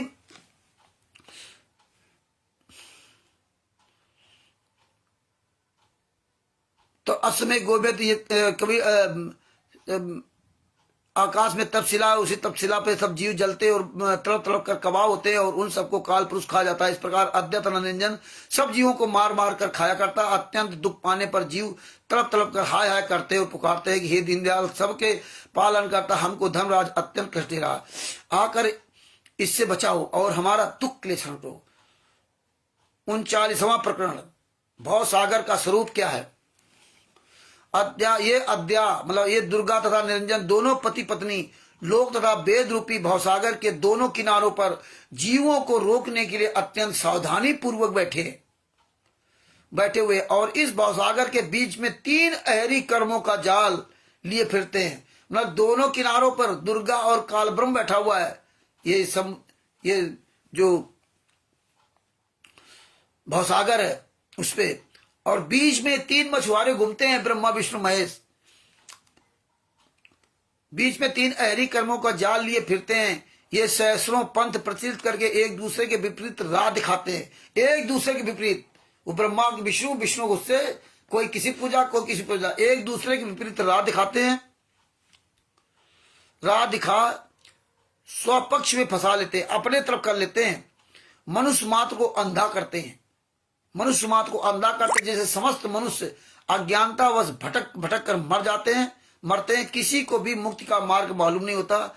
ये तीनों मछुए ऐसे बलिष्ठ हैं कि अपने अनंत कपट जालों द्वारा जीवों को फंसा ही लेते हैं, और भांति भांति के कर्म व उपासना योग तथा ज्ञान द्वारा लोभ लालच बतलाकर किसी को अपने जाल से बाहर जाने नहीं देते। और अज्ञान व समस्त मनुष्य आपसे आप आकर स्वयं कैद हो इन 5 शिकारियों का आखेट मतलब शिकार बनते हैं। इस भवसागर में समस्त जीव मछलियों के सदस्य हैं, और ब्रह्मा विष्णु शिव ये तीनों मछुआरे इस समुद्र में गरजते फिरते हैं। कोई इनका सामना नहीं कर सकता। यदि ऋषियों में से कोई इनके सामने खड़ा हुए तो 700 प्रकार की धूर्तता से उनको भी वशीभूत कर लेते हैं। जहां कहीं ये तीनों दबते हैं वहां तुरंत उनके माता पिता दुर्गा और काल ब्रह्म उनकी सहायता करते हैं और उनको बल देकर उनकी कामना पूरी करते हैं। ये 5 बड़े भयानक तथा मनुष्यों के कष्टदाता है। 5वां प्रकरण, दुखित जीवों की पुकार और सत्पुरुष की गुहार। तब जीवों ने अनंत काल पर्यंत बड़ा दुख पाया। उन्हें कुछ सूझता ही नहीं था कि क्या करें और किस उपाय द्वारा बचें। इससे अत्यंत दुखी होकर ऐसे चिल्लाते हाय हाय करते थे कि उनके रोने तड़पड़े चिल्लाने का शब्द सत्यलोक पर्यंत तक जा पहुंचा। जब सब जीवों के हृदय का धुआं सत्यलोक पर्यंत पहुंचा, तब सतपुरुष दयालु हुए और दया करके ज्ञानी जी से कहा कि हे ज्ञानी, सब जीवों को काल पुरुष अत्यंत दुख दे रहा है, तुम तप्त शिला तक जाओ और सबको ठंडा करो। ज्ञानी जी अर्थात कबीर साहब सतलोक से तप्त शिला के समीप जाना और समस्त जीवों को ठंडा करने का वृत्तांत बताया। सतपुरुष की आज्ञा पाते ही ज्ञानी जी ने तप्त शिला के समीप पहुंचकर सत्य शब्द की टेर की। सत्य शब्द की आवाज सुनते ही सारे जीव ठंड हो गए। सब सारे जीवों को विश्राम मिला। तब सतपुरुष को पहचाना और जान लिया कि यही दयालु हमारे ऊपर दया करने आया है, इसी ने हमको बचाकर ठंडा किया है। तो ये बताया। इसलिए ये जो दुर्गा पूजा और ये राग रागनियां इसलिए चालू की थी, इसलिए हमें गाने बजाने नहीं सुनना चाहिए, इसीलिए हमें आपको ये सब जानकारी होने चाहिए। तो और बाकी प्रकरण आपको परमात्मा ने बताया है। और इसके बाद पेज नंबर 110, ब्रह्मा और विष्णु का पंथ। गोरखनाथ, मोहम्मद साहब और शंकराचार्य इत्यादि सब शिव जी के अवतार हैं। गोरखनाथ, मोहम्मद साहब और शंकराचार्य आदि सब शिव जी के अवतार हैं। और जितने धर्म इस अध्याय के हैं मतलब दुर्गा के, सब नितांत ही घृणित और बुरे आचरणों से भरे हुए हैं। कोई भी अच्छा मार्ग नहीं इनमें, बुरे आचरणों से भरे हुए। 12 पंथ तो इस अध्याय के प्रकट पृथ्वी पर प्रचलित है ही। उनके अतिरिक्त और भी कितने ही प्रकार की पूजा देवी की होती है, वह सब नितांत ही घृणित है और हिंसा, दुर्गंधी तथा भ्रष्टता से भरी हुई है।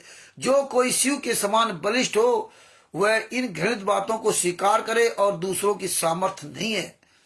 संस्कृत में भी नाम शिव जी का है और भी नाम ब्रह्म का भी है और भो नाम भग अर्थात स्त्रियों की योनि का भी है।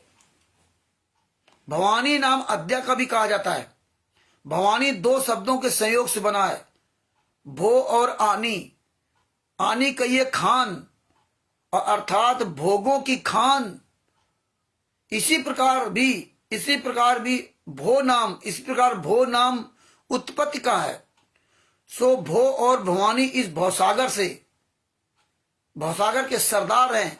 अर्थात जो कोई भी भो और भवानी की पूजा करे सो भवसागर के पार कभी न जा सके। यही भो और भवानी महाकाल और महाकाली है। यही दोनों समस्त संसार के बंधन के निमित्त है। ये दोनों शिव और शक्ति एक ही रूप है। शिव शक्ति के पंथ सदा मिले मिलाए रहते हैं। 68वां प्रकरण ब्रह्मा और विष्णु का पंथ 111 पेज। ब्रह्मा का पंथ, दूसरे ब्रह्मा जी का पंथ यह है कि जिसके द्वारा ब्राह्मण लोग यज्ञ और दान पुण्य हवन इत्यादि कराते हैं। अद्या के हिसाब से ब्रह्मा की पूजा तो कोई नहीं करता, केवल मीमांस धर्म और यज्ञ इत्यादि ब्राह्मणों द्वारा अभी कहीं कहीं होता है। पूजा कोई नहीं करता, लेकिन अभी कहीं कहीं होता है। 69वां प्रकरण विष्णु का पंथ, जितने धर्म विष्णु के हैं इनमें 4 संप्रदाय के वैष्णव विशेष सतगुण धर्म वाले लोग होते हैं और यही लोग वैष्णव हैं। इन चारों संप्रदाय में हिंसा आदि दुराचार नहीं है। यद्यपि ये लोग ठाकुर की पूजा करते हैं, पर इनकी चाल पूर्णतया सत्गुणियों की ऐसी है। इसी सतगुणी चाल से ही मुक्ति द्वार खुल जाता है। इन 4 संप्रदाय को वैष्णव सब रामकृष्ण आदि की पूजा करते हैं और ठाकुर को पूजते हैं। ऐसा करते करते जब उनको बड़ा ठाकुर मिल जाता है, पूर्ण परमात्मा मिल जाता है, तब उनका बेड़ा पार कर देता है।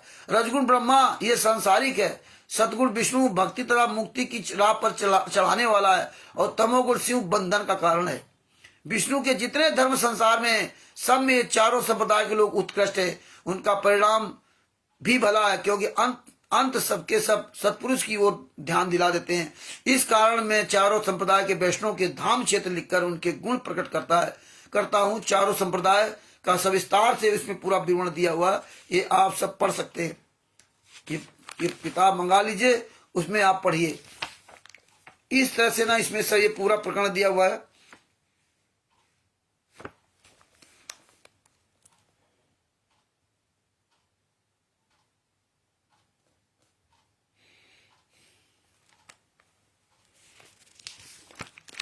तो भगत भाइयों आगे और आपको दिखाता हूं। ये बहुत बड़ा ग्रंथ है, इसमें आप लोग इसको जरूर आपको लेना चाहिए और उसको पढ़ना चाहिए। पढ़ोगे तो आपको बहुत अच्छी अच्छी बातें इसमें समझ में आएंगी।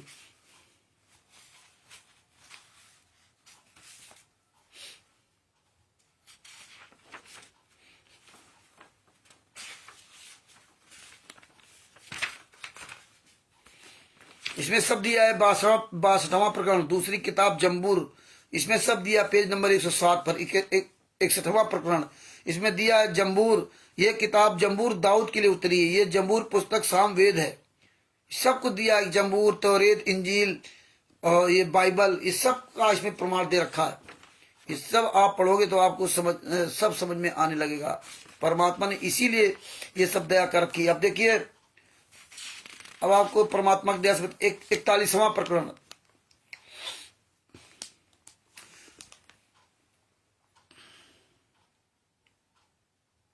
जब ब्रह्मा को माता ने शाप दिया और जब उनको ज्ञान जान पड़ा कि हमारी संतान पर द्वार द्वार पर भीख मांगती फिरेगी, तब ये अत्यंत दुखित तथा मलिन मुख होकर विष्णु के पास गए और कहा कि भाई आप बड़े भाग्यशाली है कि माता आप पर दयालु ही है। हम तो आपके उसके शाप से नष्ट प्राय हो गए हैं। हे भाई, माता का क्या दोष है, ये सब अपनी ही करनियों का फल है।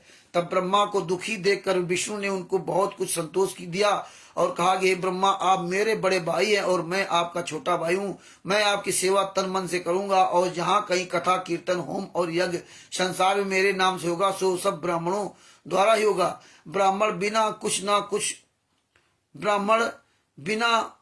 ना होगा। जो ब्राह्मणों को प्रसन्न करेगा उससे मैं प्रसन्न रहूंगा। जो ब्राह्मण को दुखी करेगा उससे मैं दुखी होऊंगा। विष्णु से ये बात सुनकर ब्रह्मा अति प्रसन्न हुए और उन्हें निश्चय हो गया कि अब हमारी संतान सुख पावेगी तथा प्रसन्नता पूर्वक जीवन व्यतीत कर सकेगी। लेकिन ब्राह्मणों को इतना श्राप लगा हुआ है कि ये कभी सुखी हो ही नहीं सकते। जब ब्रह्मा नहीं हुआ, अपनी माँ का खुद अपनी बेटी के साथ इसने शारीरिक संबंध बनाया। यही हाल ब्राह्मणों का है। इस प्रकार तीनों भाई अपनी स्त्रियों सहित रहने और आनंद करने लगे। स्वयं निरंजन तो शून्य में जाकर स्वयं स्वरूप हो गए और तीनों लोग का राज तथा शासन अपनी स्त्री अद्या और तीनों पुत्रों ब्रह्मा विष्णु शिव को सौंप दिया। बस यही चारों समस्त संसार के मालिक है। 40वां प्रकरण माया सृष्टि की उत्पत्ति का वृत्तांत। इसके पहले मैं ब्रह्म सृष्टि और जीव सृष्टि का वर्णन कर आया हूँ। अब यहाँ से माया सृष्टि का वर्णन करता हूँ। माया सृष्टि का सृष्टा स्वामी निरंजन है और इस माया सृष्टि की उत्पत्ति मतलब दुर्गा की उत्पत्ति और विनाश सब कुछ काल पुरुष द्वारा हुआ करता है। ब्रह्म और जीव सृष्टि का कभी विनाश नहीं होता, पर माया सृष्टि को इंद्रजालियों के सदस्य काल पुरुष उत्पन्न करता और फिर समेट लाता है। जैसे भानुमति की पेटारी में से सब सामान निकलते फिर उसी में समा जाते। यही अवस्था उत्पत्ति तथा प्रलय की है। इस माया सृष्टि का सदैव विनाश होता है और जन्म मरण का सब दुख और सुख इसी में। निरंजन ने जब माया सृष्टि रची तब प्रथम कर्म का जाल बनाया, स्वर्ग की रचना की। भयानक तथा रोचक सब इस माया सृष्टि के निमित्त ठहराया और पिता पुत्र तथा निरंजन और विष्णु राज करने लगे। निर्गुण तथा सगुण अर्थात निर्गुण निरंजन जो परमेश्वर वह खुदा कहलाता है और सगुण विष्णु रामकृष्ण आदि साशरीर अवतारधारी परमेश्वर की पूजा सारे संसार में होने लगी। निर्गुण को योगी लोग योग समाधि द्वारा पाते हैं और सगुण विष्णु को समस्त हिंदू मुसलमान ईसाई और मुमाई पूजन करते हैं। ये माया सृष्टि सदैव बंधन में रहती है, उसका छोड़ना महाकठिन है। 41वां प्रकरण माया सृष्टि का विवरण। अद्या ब्रह्मा विष्णु और महेश ने 4 खान 84 लाख की रचना की। इन चारों यही चारों इस सृष्टि के उत्पन्न करता है। यहां ध्यान से सुनना, यही चारों लोग सृष्टि के उत्पन्न करता है। अंडज खानी जो अंडे से लोग उत्पन्न होते हैं, अंडज खानी को अद्या ने उत्पन्न किया। दुर्गा ने अंडज खानी को उत्पन्न किया जो अंडे से पैदा होते हैं, जिसकी उत्पत्ति अंडे से होती है, उसको अंडज खान कहते हैं। दूसरा पिंडज खान, पिंडज खान को ब्रह्मा ने बनाया। पिंडज खान में मनुष्य लोग आते हैं। उस्मज खान विष्णु ने उत्पन्न किया। विष्णु ने उस्मज खान उत्पन्न किया जो वस्तुओं के भले बुरे संयोग से कीट पतंग आदि होते हैं। भले बुरे के संयोग से कीट पतंग आदि उत्पन्न होते हैं, विष्णु ने बनाया। स्थावर खान के रचयिता शिव जी हैं और स्थावर खान में समस्त जड़ पदार्थ है, मतलब इसमें जीवन नहीं है। पहाड़ ये सब जो है ना, इस तरह से ये सब पूरा इसमें प्रकरण दे रखा है। आप इसको पढ़ेंगे और आपको अच्छी जानकारी होगी। और हम आपको तो मेन चीजें जो मेन तो सब कुछ है इसमें, लेकिन इस सामने जो चीजें हैं जो आपको बताना चाहते हैं, इनके माध्यम से आप समझ सकते हैं कि इस पुस्तक में परमात्मा ने सब कुछ दे रखा है।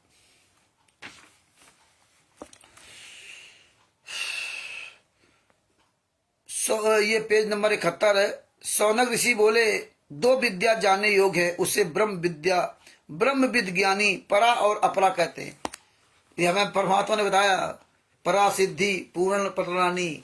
हाँ, ये परा और अपरा 2 सिद्धियां हैं। अर्थात जब शौकन ने प्रश्न किया तब अंगिरास ऋषि ने कहा कि हे शौकन, ब्रह्म वेद के जानने वाले तत्व महात्मा लोग 2 प्रकार की विद्या बताते हैं। उनमें से एक परा कहलाती है, परा सिद्धि पटरानी, और दूसरी अपरा। उसमें से अंगिराज ऋषि बोले पहले अपरा विद्या को बतलाते फिर परा को। तत्परा ऋग्वेदो यजुर्वेदो सामवेदो अथर्वेदो शिक्षा कल्पो व्याकरणम निरुक्तम छंदो ज्योतिष्मति अथ परा यया तदक्षर मधिगम्यते। उसमें ऋग्वेद यजुर्वेद सामवेद अथर्ववेद शिक्षा कल्प व्याकरण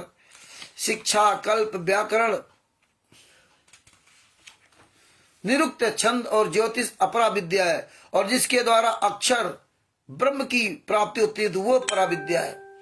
विवेचन। इन दोनों प्रकार की विद्या बतलाकर अंगिरास ऋषि ने सौनक को बतलाया कि अपने अंगों से 4 वेद अपरा अर्थात इस पार अर्थात संसार की विद्या है।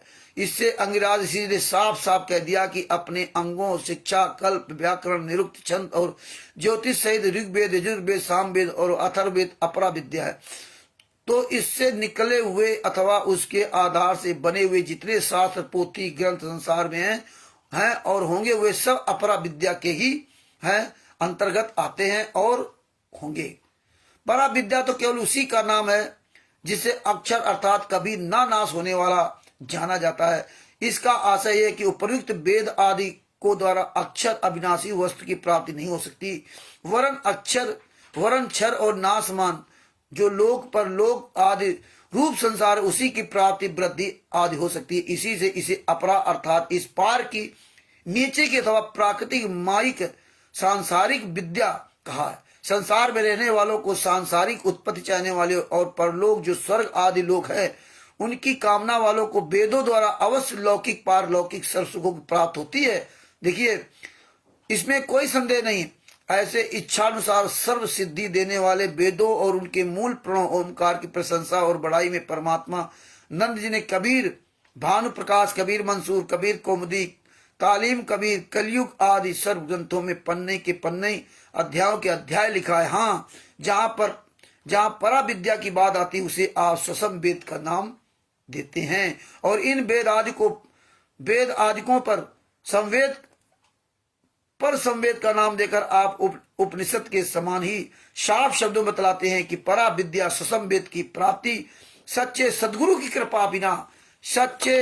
की कृपा के बिना कदापि प्राप्त नहीं हो सकती। परा विद्या, और ये परा विद्या संत रामपाल जी महाराज ने हमें आप सबको दी है, जो वर्तमान समय में जेल में। अगर अपना कल्याण चाहते हो तो संत रामपाल जी महाराज को जेल से बाहर लाना होगा, और राष्ट्रीय समाज सेवा सुदगुंडों के पवन ठग, संजय ठग आदि काल के दूतों को जूतों से मार के भगाना होगा। तो ये परा विद्या सदगुरु की कृपा बिना कदाप नहीं प्राप्त हो सकती, चाहे कोई कितना भी वेद शास्त्र आदि पारंगत हो जाए, किंतु सदगुरु की कृपा द्वारा ससम वेद को जाने बिना काल के जालों से छुटकारा कदापि नहीं आपका हो सकता। सदगुरु ही आपको पार कर सकते हैं। त्रैगुण विषया वेदा निस्त्रय गुण्यो भवार्जुना निर्द्वंदो नित्य सत्वस्थो और निर्योगक्षेम आत्मवान। इसमें अर्थ दिया है, अर्थ पेज नंबर 73 है, अनुवादक वेचन। अर्थ 3 गुणों के विषय वाले वेद हैं, 3 गुणों के विषय वाले वेद है। अर्जुन, तू इन 3 गुणों से परे हो, निर्द्वंद सदा सत्य में स्थित, योग क्षेम से रहित और आत्मान हो। इसके ऊपर बहुतों से व्याख्या की है, 2-3 मतों का ये दिग्दर्शन कराया हुआ। पहला संख्या, हे अर्जुन, वेद तो 3 गुणों की बातों को ही कहने वाले हैं, अर्थात 3 प्रकार के गुण सत रज तम में ही तो लोग फंसे हुए हैं। उन्हीं को सतोगुणी, रजोगुणी और तमोगुणी कामनाओं की पूर्ति का मार्ग वे बतलाते हैं। इन कामनाओं और गुणों के बंधन में जकड़ा हुआ कभी मुक्त नहीं हो सकता। इसलिए हे अर्जुन, तू इन 3 गुणों से परे हो जा, अर्थात वेदों के घेरे से बाहर हो जा, नहीं तो इन्हीं तीनों गुणों से के बनाए हुए इस स्वर्ग आदि लोकों में भ्रमण करता हुआ आवागमन के चक्र से कभी बाहर नहीं निकल सकेगा। क्योंकि सत रज तम और तम, इन 3 गुणों की कामनाओं से स्वर्ग नरक आदि आवागमन के अतिरिक्त विशेष कोई लाभ नहीं होता। स्वर्ग नरक में आते जाते रहो, सुख दुख लाभ अलाभ, पुण्य पाप, जीत हार और शीतोष्ण आदि द्वंद्वों से रहित सदा सत्य में स्थित हो। अर्थात इन 3 गुणों से परे जो सत्य वस्तु है उसे गुणातीत में निश्चय रख। शूरा बन, कायर और अज्ञानी मत मन। साफ शब्दों में कहा कि शूरा बन, कायर और अज्ञानी मत बन। सत्य जो स्थित होता है, अर्थात सत्य में जो निवास करता है अथवा सत्य में श्रद्धा रखता है, जो कभी कायर और माइक नासमान गुणों में नहीं फंसता, हुए योग क्षेम से रहित होता है। अर्थात माई वस्तुओं की ना तो वह प्राप्ति चाहता है, ना ही इस रक्षा के लिए अपना समय नष्ट करता है रक्षा के लिए। तो ये बातें ध्यान से सुन लो कि भैया, आप किसी चीज का लालच ना करो कि हमारी कौन रक्षा करेगा, कौन कुछ नहीं। जो सूरा होता है, सूर बनो, बहादुर बनो, सूरा बनो, कायर मत बनो, अज्ञानी मत बनो। सत्य में स्थित रहो, सत्य में निवास करो, सत्य में श्रद्धा रखो। कभी कायर हो माइक नासमान गुणों में नहीं फंसता, वह योग क्षेम से रहित होता है। अर्थात माई वस्तुओं की ना तो वह प्राप्ति चाहता है, ना उनकी रक्षा के लिए अपना समय नष्ट करता है। हमें भैया गाड़ी घोड़ा बंगला मकान नहीं चाहिए, ये माई वस्तुओं से हमें कोई मोल, ये माई वस्तुओं को यहाँ छोड़ना पड़ेगा। बहुत सुंदर बात इसमें बताइए, कामनाओं कि वे मिथ्या मृग तृष्णा के जल के समान ठगने वाले और क्षणिक है। मृग तृष्णा इसलिए सत्य का आश्रय लेकर तू सावधान हो जा। कभी भी इन त्रिगुणात्मक विषयों की कामना कर इनके बस में मत आ जा, वरन उनके विषयों से चित्त की वृत्ति को हटाकर अपने सत्यात्मा में स्थित कर। इसलिए हे अर्जुन, इन त्रिगुणात्मक मिथ्या संघार में फंसाने वाले वेदों से सदा अलग रहे, नहीं तो आवागमन से कदापि नहीं छूट सकेगी। हे अर्जुन, इसी प्रकार तू कर्मों के बंधन को तोड़कर मोक्ष को प्राप्त होगा। ये ज्ञान दिया था, लेकिन अंत में काल भगवान ने क्या किया, अपने ही ग्रास में कस लिया। भगवान ने कहा, हे भगवान के कहने का अभिप्राय यह है कि वेद संसार की वृद्धि करने वाले और उसी में रहकर सुख मानने का मार्ग बताता है, क्योंकि संसार में सत्य की खोज करने वाले लाखन में को गने कोडन मध्य एक के कहावत अनुसार कोई एक संस्कारी जीव होते हैं जो सतगुरु की शरण होकर सत्य को प्राप्त करते हैं।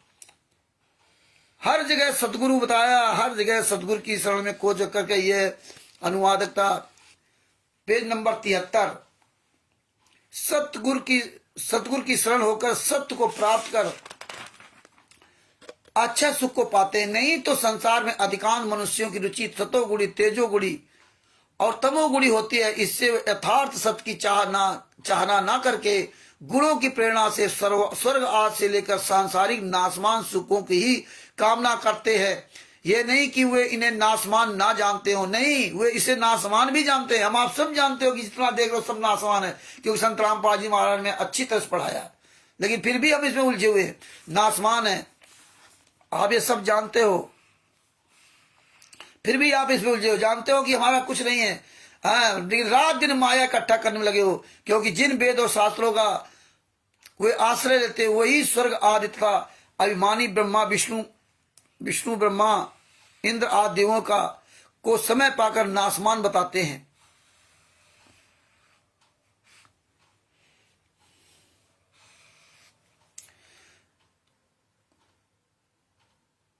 बतलाते, किंतु गुणों के प्रभाव में दबी हुई इनकी बुद्धि उस सत्य को ग्रहण नहीं कर सकती। जिस प्रकार लोभी पुरुष ठग के हाथ में आ जाता है और उसी की लोभ दिलाने वाली बातों को सत्य मानकर उसी पर भरोसा करता है, और उसी प्रकार त्रिगुण कामनाओं में फंसे हुए जीव सत्य का अनादर कर लोभ दिलाने वाले वेदवाद की मिथ्या बातों को ही सत्य मानते हैं, और सत्य कहने वालों को नास्तिक निंदक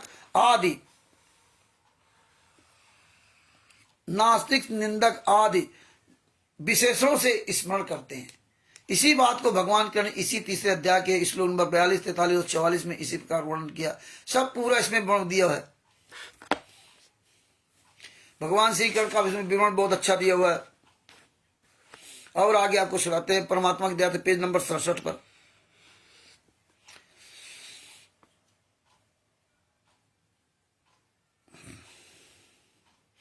इसमें दिया कि राजा ने एक कहानी दी है, उसमें आगे बताते हैं कि राजा ने यह दृश्य देखकर राजा को जान पड़ा कि कोई ऋषि है जो अखंड समाधि लगाकर बैठा हुआ है। तब राजा ने वेद पाठी पंडितों को बुलाया और उनको वेद ध्वनि करने की आज्ञा दी। जब पंडितों ने वेद पढ़ना आरंभ किया तब उसकी समाधि, इसका पूरा प्रकरण सुनाते हैं। वेद की विशेषता में दूसरा दृष्टांत, मैंने अपने बाल्यावस्था में अपने पिता से सुना था कि बेतिया राज नेपाल में, जो नेपाल राज में के समीप है, राजा के कुछ मजदूर भूमि खोद रहे थे। जब वे खोदते खोदते भूभाग के विषय नीचे गए तब उन्हें एक द्वार दिखलाई दिया।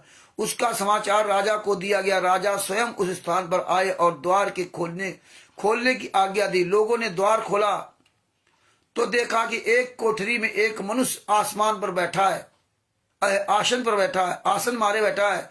उसकी ऊंचाई, चौड़ाई, मोटाई इतनी अधिक थी कि वह वर्तमान काल का मनुष्य बोध नहीं होता था। उसके सिर के बाल भूमि के चारों ओर चक्र बांधकर छतरी के समान गिरे हुए थे, और उसके सामने कपड़े से ढका हुआ एक कमंडल धरा था। यह दृश्य देखकर राजा को जान पड़ा कि यह कोई ऋषि है जो अखंड समाधि लगाकर बैठा हुआ है। तब राजा ने वेद पाठी पंडितों को बुलाया और उनको वेद ध्वनि करने को कहा, आज्ञा दी। जब पंडितों ने वेद पढ़ना आरंभ किया तब उसकी समाधि खुल गई, और उन्होंने कहा कि कौन वेद को अशुद्ध पढ़ता है। ये पंडित वेद शुद्ध पढ़ ही नहीं सकते। ये देखिए, इसमें भी प्रमाण दिया है। संत रामपाल जी महाराज के अलावा कोई विश्व में शुद्ध वेदों को नहीं पढ़ सकता, और हमारे परमात्मा ने तत्व दिखा दिया। हमें क्या लेना देना दुनिया से? कौन अशुद्ध वेद पढ़ता है? क्या कलिकाल तो नहीं आ गया कि वेद अशुद्ध हो गए? क्योंकि कलयुग में वेद सब अशुद्ध हो जाएंगे, इसीलिए वो वेद अशुद्ध हो गए। तब लोगों ने उत्तर दिया कि हाँ महाराज, कलयुग आ गया है। हाँ महाराज, कलयुग आ गया है, अब कलयुग है। इस पर ऋषि ने कहा, यहाँ से गंगा जी कितनी अंतर पर है? लोगों ने उत्तर दिया कि 60 कोस की अंतर पर है।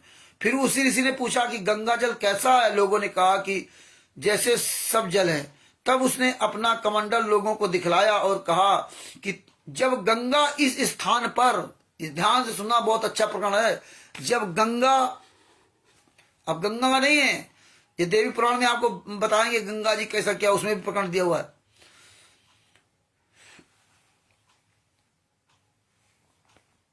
तब उसने अपना कमंडल लोगों को दिखलाया और कहा कि जब गंगा इस स्थान पर थी तब मैं ठीक गंगा के किनारे पर बैठा था। मतलब हम ठीक गंगा के किनारे बैठे थे, तब यहाँ गंगा थी। अब 60 कोस दूर हो गई, यानी कि 60 कोस मतलब 180 किलोमीटर दूर हो गई। जहां वो बैठे थे साधु जी, वहां से 180 किलोमीटर दूर हो गई। और गंगा दिखाया कि गंगा जल ऐसा था, गंगा जल भी दिखाया। इस पर लोगों ने ऋषि जी के कमंडल का जल देखा तो वह स्वच्छ दुग्ध के भांति सफेद था। दूध की तरह वो जल जो है सफेद था। तब उस ऋषि ने कहा कि अब तुम लोग मेरे पास से चले जाओ और मेरे द्वार को पूर्ववत दृढ़तापूर्वक बंद कर दो। मैं कलयुग के मनुष्यों का वर्णन नहीं करूंगा। तब राजा ने आज्ञा दिया कि इस द्वार को पहले ही तरह बंद कर दो, तब तथा कोई भी किसी प्रकार की बाधा न देवे। यह आज्ञा तुरंत ही मानी जाकर कार में परिणत कर दी गई। इस प्रकार वेद में बड़ा गड़बड़ हुआ। इसलिए वेदों में सब मिलावट है।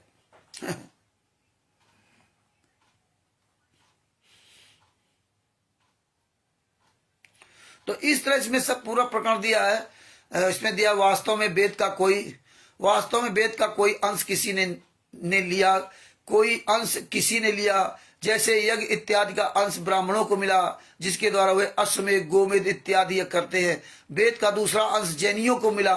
देखिए, वेद का दूसरा अंश जैनियों को मिला, जिसके द्वारा वे दया पालते हैं और सब्जियों की रक्षा करते हैं। वेद का तीसरा अंश मीमांसकों को मिला, जिसके द्वारा वे कर्म कांड को ठीक मानते हैं। वेद का चौथा अंश योगियों को मिला, जिससे वे लोग योग समाधि को ठीक मानकर उसी से अपनी मुक्ति मानते हैं। मतलब देखो, अलग अलग सबको कैसे वेदों ने भ्रमित किया, अलग अलग कैसे, किसको, जैनियों को कैसे भ्रमित किया। तीसरा, पहला, दूसरा, तीसरा, ये सब पूरा इसमें प्रमाण दिया हुआ है। पांचवा, छठा, सातवां सब आपको बताते जाते हैं परमात्मा के आशीर्वाद से। चौथा वेद अंश योनियों को मिला, जिससे वे लोग योग समाधि को ठीक मानकर उसी से अपनी मुक्ति मानते हैं। वेद का पांचवा अंश वैरागियों को मिला, जिससे वे ठाकुर जी की उपासना में लगे। छठे अंश को पाकर वेदांतिक अद्वैत ब्रह्म से लगे। सातवें वेद का एक अंश बौद्धों को मिला। बौद्ध भी देखो इसमें आ गए। बौद्धों को सातवें वेद का अंश मिला, जिससे वे बुद्ध के धर्म को ठीक मानते हैं। आठवें वेद का ही एक अंश मूसाइयों को मिला, जिससे वे अपने धर्म में लगे। नवें वेद का ही एक अंश ईसाइयों को मिला, मूसा और ईसाइयों को मिला कि जिससे वे अपने पंथ पर लगे। 10वें वेद का एक अंश मुहम्मदियों को मिला, जिससे वे अपने मजहब पर आरूढ़ हुए। इस प्रकार जितने ग्रंथ किताब जो वेद के अनुकूल या प्रतिकूल दिखाई देते हैं, अथवा जिसको लोग अब तक जानते भी नहीं, सो सब वेद के ही अनुसार हैं। सभी वेद के अनुसार हैं। कारण यह है कि वेद के मंत्रों के अर्थ सब अपने अपने बुद्धि के अनुसार करते हैं।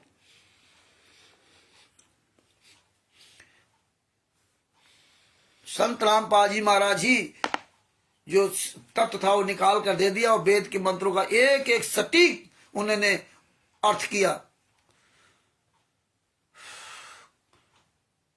वेदों के अनुसार है, निकाल कर अपना काम करते हैं। सो ये समस्त धर्म वेद के अनुसार है। इन्हीं वेद की सहायता से सब मनुष्य अपना अपना काम करते हैं, किंतु काल पुरुष ने धोखे तथा दुष्टता से सबको ऐसा भुला रखा है कि सबके सब घोर निंद्रा में अचेत पड़े हुए हैं। वेद मंत्रों में ऐसा रहस्य है कि उनके यथार्थ तात्पर्य को कोई जान नहीं सकता। उनके यथार्थ तात्पर्य को कोई और जान नहीं सकता केवल पूर्ण परमात्मा के अलावा, सदगुरु के अलावा। और सदगुरु ने जान लिया और सबको बता दिया, और फिर भी लोग मानने को तैयार नहीं। तब अपने ढंग का अर्थ लगाते हैं, अपने ढंग का अर्थ लगाते हैं। एक अक्षर के 100 अर्थ है भी, जिससे एक एक मंत्रों के अनेक अर्थ किए जा सकते हैं। 100 अर्थ बना दिए। इसी कारण कुछ ठीक अर्थ जान नहीं पड़ता। इसी धोखे में डालकर काल पुरुष ने मनुष्यों को अपने जाल में फंसाया। हाँ, कैसे एक एक अर्थ के 100 अर्थ बना दिए, अपनी अपनी वाणी में लगा दिए। हाँ, तो अब वो सब भ्रमित कर दिया।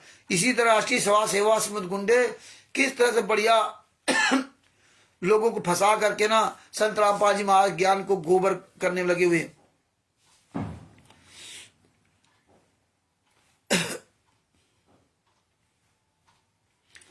चौबीसवें प्रकरण में बताया कबीर मंसूर का ये 24वां प्रकरण, अथवा यूं कहिए कि कबीर मंसूर के पहले भाग का ये पहला अध्याय।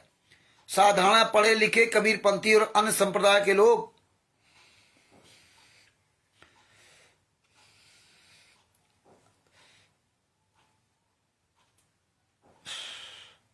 कबीर पंथी और अन्य संप्रदाय वालों को बहुत खटकता है। उनका कहना है कि इसमें वेद की निंदा की गई है, किंतु उनका यह विचार केवल भ्रम मात्र है। यदि वे इसे विचार पूर्वक पढ़ें और ध्यान पूर्वक इस पर सोचे तो उन्हें ज्ञात हो जाएगा कि स्वामी परमानंद जी ने वेद की कहीं भी निंदा नहीं की है। उल्टा वे वेदों को लौकिक पारलौकिक सुखों का मार्गदर्शन बताते हैं। वेद मंत्रों की सिद्धि शक्ति को बड़े जोरों के साथ प्रमाणित करते हैं। समय के फेर से वेदों में गड़बड़ होने पर शोक प्रकट करते हैं। हाँ, वेदों में सब मिलावट कर दी तो उस पे उनको दुख होता, शोक प्रकट करते हैं। संसार में सबसे पुराना धर्म ग्रंथ वेदों को ही मानते हैं। निराकार निरंजन परमात्मा परमेश्वर से उनका प्राकट्य मानते हैं। इतना करने पर भी अनसमझ लोग उन्हें वेद निंदक कहते हैं। देखिए, परमात्मा ने हमें सब वेद से दिखाया। संत रामपाल जी महाराज ने इस पर परमात्मा की उत्पत्ति सबको दिखाया।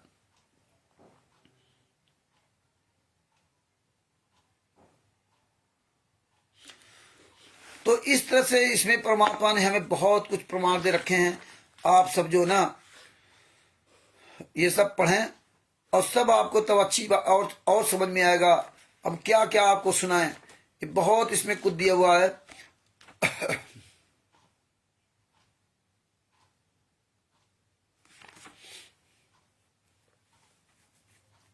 जब ब्रह्मा ने वेद पढ़ा, पुरुष के विराट रूप को जाना, ब्रह्मा ने विष्णु से कहा वेद इसी विराट स्वरूप को। और अब ये सब लिख लेते थे इसमें, है इसमें सब हम लिख लेते थे। सृष्टि रचना सब कुछ इसमें दिया हुआ है। संत रामपाल जी महाराज इसी वेद के माध्यम से हमें आपको पूरा खुलासा करवाते भगत जी, है। तो ये आप लोग भी इसको पढ़े। ब्रह्म के लिए उन दोनों में माता दुर्गा समझ झूठी गवाही देना, ये सब हमें आपको सृष्टि रचना परमात्मा ने सुनाई है। इसको बार बार रिपीट करने से क्या फायदा, आप सब सुन रखे हो। तो इस तरह से भगत जी ये परमात्मा ने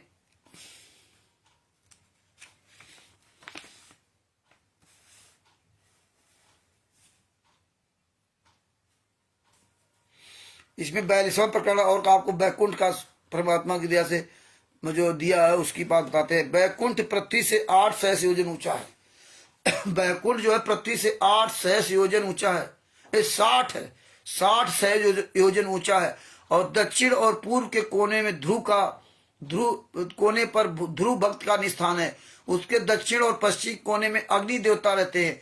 उसके पूर्व और दक्षिण के कोने में राजा इंद्र रहते हैं। यह बैकुंठ बड़ा सुंदर स्थान है और विष्णु के रहने की जगह है। इस बैकुंठ के बीचों बीच विष्णु का सिंहासन स्थित है। उस सिंहासन पर विष्णु महाराज विराजते हैं और सारे देवता ब्रह्मा महेश इत्यादि उनके दरबार में उपस्थित रहते हैं। यही विष्णु परमेश्वर और सतमान इत्यादि कहलाते हैं। सातों आकाश तथा पृथ्वी पाताल आदि सब 14 भुवनों में आप आया जाया करते हैं। प्रत्येक स्थान पर विष्णु उपस्थित रहते हैं और सब सिद्धि साधु इत्यादि को बंदर के भांति नचाया करते हैं। ये विष्णु मायापति है। उनकी माया ने समस्त संसार को घेर रखा है। उनके विष्णु के हाथ में गदा कौमुद चक्र सुदर्शन नंदक असी सारंग धनुष और शंख पांजन इत्यादि रहते हैं, जिससे वे अपने वैरियों पर विजय पाते हैं। इसी विष्णु की पूजा सब संसार करता है।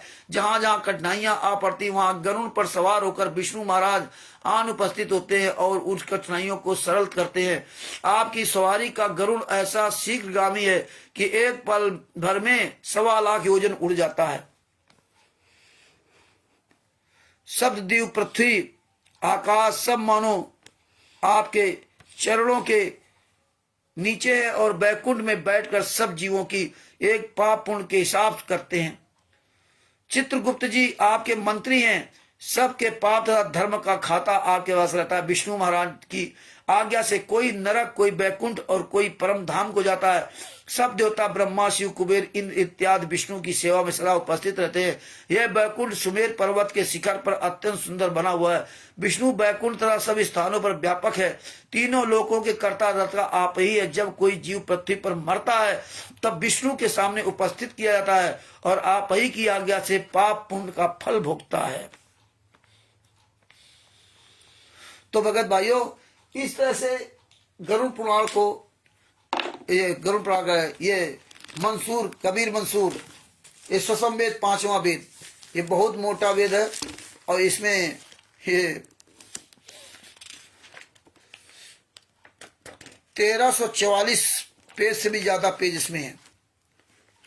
इसमें 1344 पेज का है ये समझ लो, इतना मोटा ग्रंथ है। इसमें सब हमने जो इसको परमात्मा के आशीर्वाद से पढ़ा, ये सब लिख रखा है। उसी एक जो सादा कागज में रहता है उस पे हम सब पेज नंबर सब लिखा करते हैं, तो ये सब आसान रहता है।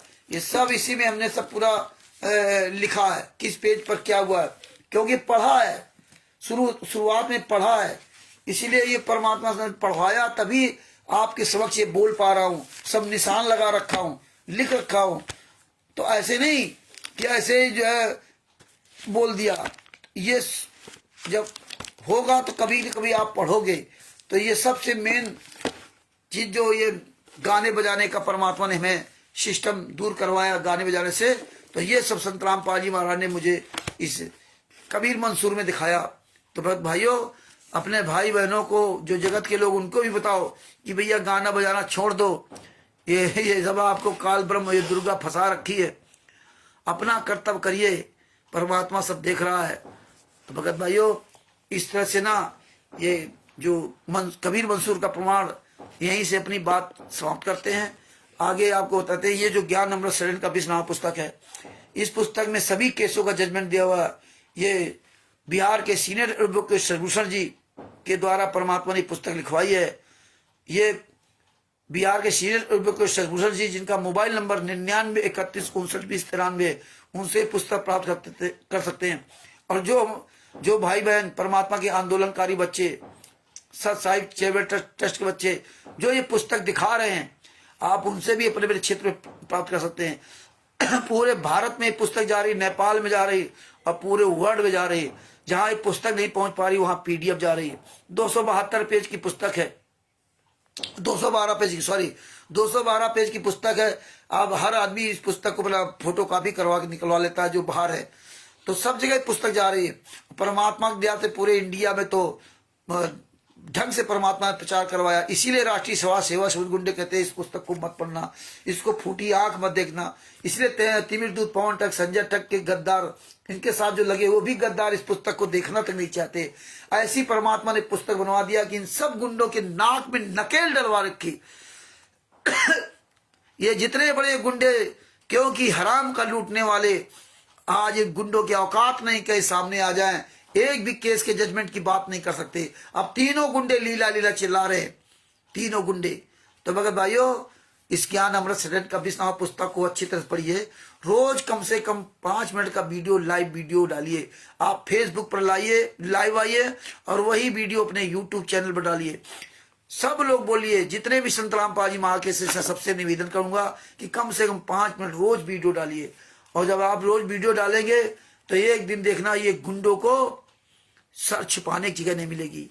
क्योंकि परमात्मा ने ऐसी चालें चली है कि जितने धर्मगुरु हुए और जितने ये गुंडे, आज इनका खुलासा करवा दिया कि जितने राजनेता, भारतीय जनता पार्टी राष्ट्रीय सभा सेवा समिति गुंडे, मुनिंदर धर्मार्थ ट्रस्ट गुंडे, सतलोक आश्रम संचालक गुंडे और जितने ये धर्म गुरु हैं, ये सब अंदर खाने सब मिले हुए। इसीलिए देखो, आप पहले नहीं पता था, ये कहते थे उसने 2006 में भूपेंद्र हुड्डा कांग्रेस का मुख्यमंत्री था, उसने कांड करा दिया और हम लोग भी वही चिल्लाते रहे। और बाद में अब अकल आ रही कि वहां तो कांड कराया करौता में, और फिर भूपेंद्र हुड्डा एक यही सरकार में 2 आश्रम बन गए, सतलोक आश्रम बरवाला और सतलोक आश्रम दौलतपुर, और एक आध कोनो आश्रम बन गए थे। बताइए, और यही देखो गालियां देते थे भारतीय जनता पार्टी को, कांड करवा दिया, ये करवा दिया, वो करवा दिया, ये सरकार मतलब बर्बाद हो जाएगी, ये सरकार का सत्यानाश हो जाएगा। कांग्रेस का सत्यानाश हो गया, वैसे इनका सत्यानाश हो जाएगा। ना कांग्रेस का सत्यानाश हुआ और ना इनका सत्यानाश हुआ। देखिए कैसे गालियां देते थे। बताइए कहां सत्यानाश हुआ भारतीय जनता पार्टी का? पानी पी पर गालियां देते थे। हरियाणा की सरकार फिर बन गई भारतीय जनता पार्टी की बनी हुई है, और 5-5 आश्रम बनवा दिए। जिनको गालियां देते थे आज उन्हीं की पूजा कर रहे हैं, आज उन्हीं की आरती उतार रहे हैं। आज वही भारतीय जनता पार्टी के नेताओं के साथ संतराम पाजी मां का लड़का वीरेंद्र, मनोज फोटो खिंचवा रहे, नेताओं को बुला करके आश्रम में उनका दामाद की तरह स्वागत कर रहे हैं। पूरे भारत में, पूरे वर्ल्ड में जहां जहां भी संतराम पाजी मां के शिष्य खुलेआम भी नेताओं को बुलाकर दामाद की तरह स्वागत कर रहे हैं। मर जाओ चुल्लू भर पानी में डूब के नाम, और ये गालियां देते थे उन्हीं को। तो ये पूरा क्लियर हो गया। इसी तरह संतराम पाजी महाराज को बदनाम करने के लिए पुस्तकों में देखो अश्लील भाषाएं लिखते हैं, अश्लील भाषाएं लिखते हैं कि संत रामपाल जी महाराज जगत में अच्छी तरह बदनाम हो जाए। ज्ञान का पुस्तक लेकर के जो जगह जगह जाते हैं, अब फिर इनका थोड़ा सा ये चालू किया इन लोगों ने, फिर हमें आपको जूता चलाने पड़ेंगे। जहां भी कहीं कोई भी ज्ञान का पुस्तक, जीने की राह पुस्तक आदि बेचते मिल जाए, उसको जूतों से पिटाई करो, जूतों से। ये फिर हमें आपको अभियान छेड़ना पड़ेगा, स्टिकर पोस्टर बनाना पड़ेगा, वीडियो डालनी पड़ेगी। ज्ञान का पुस्तक, जीने की राह पुस्तक कहीं भी कोई को बेचते मिल जाए, उसको जूतों से पिटाई करो। ये हमें फिर अभियान छेड़ना पड़ेगा। यही गुंडे हैं, यही अपराधी हैं। इन हरामजादों से पूछो ज्ञान का पुस्तक कहाँ छपती है, इनसे पूछो 4 केसों के जजमेंट कहाँ है। तो भगत जी इस तरह से हमें आपको ये अभियान चलाते रहना पड़ेगा। तो ज्ञान नंबर 7 का 20 नाम पुस्तक के सारे जो इसमें विवरण लिया उसको सब अपने दिमाग में भर लीजिए।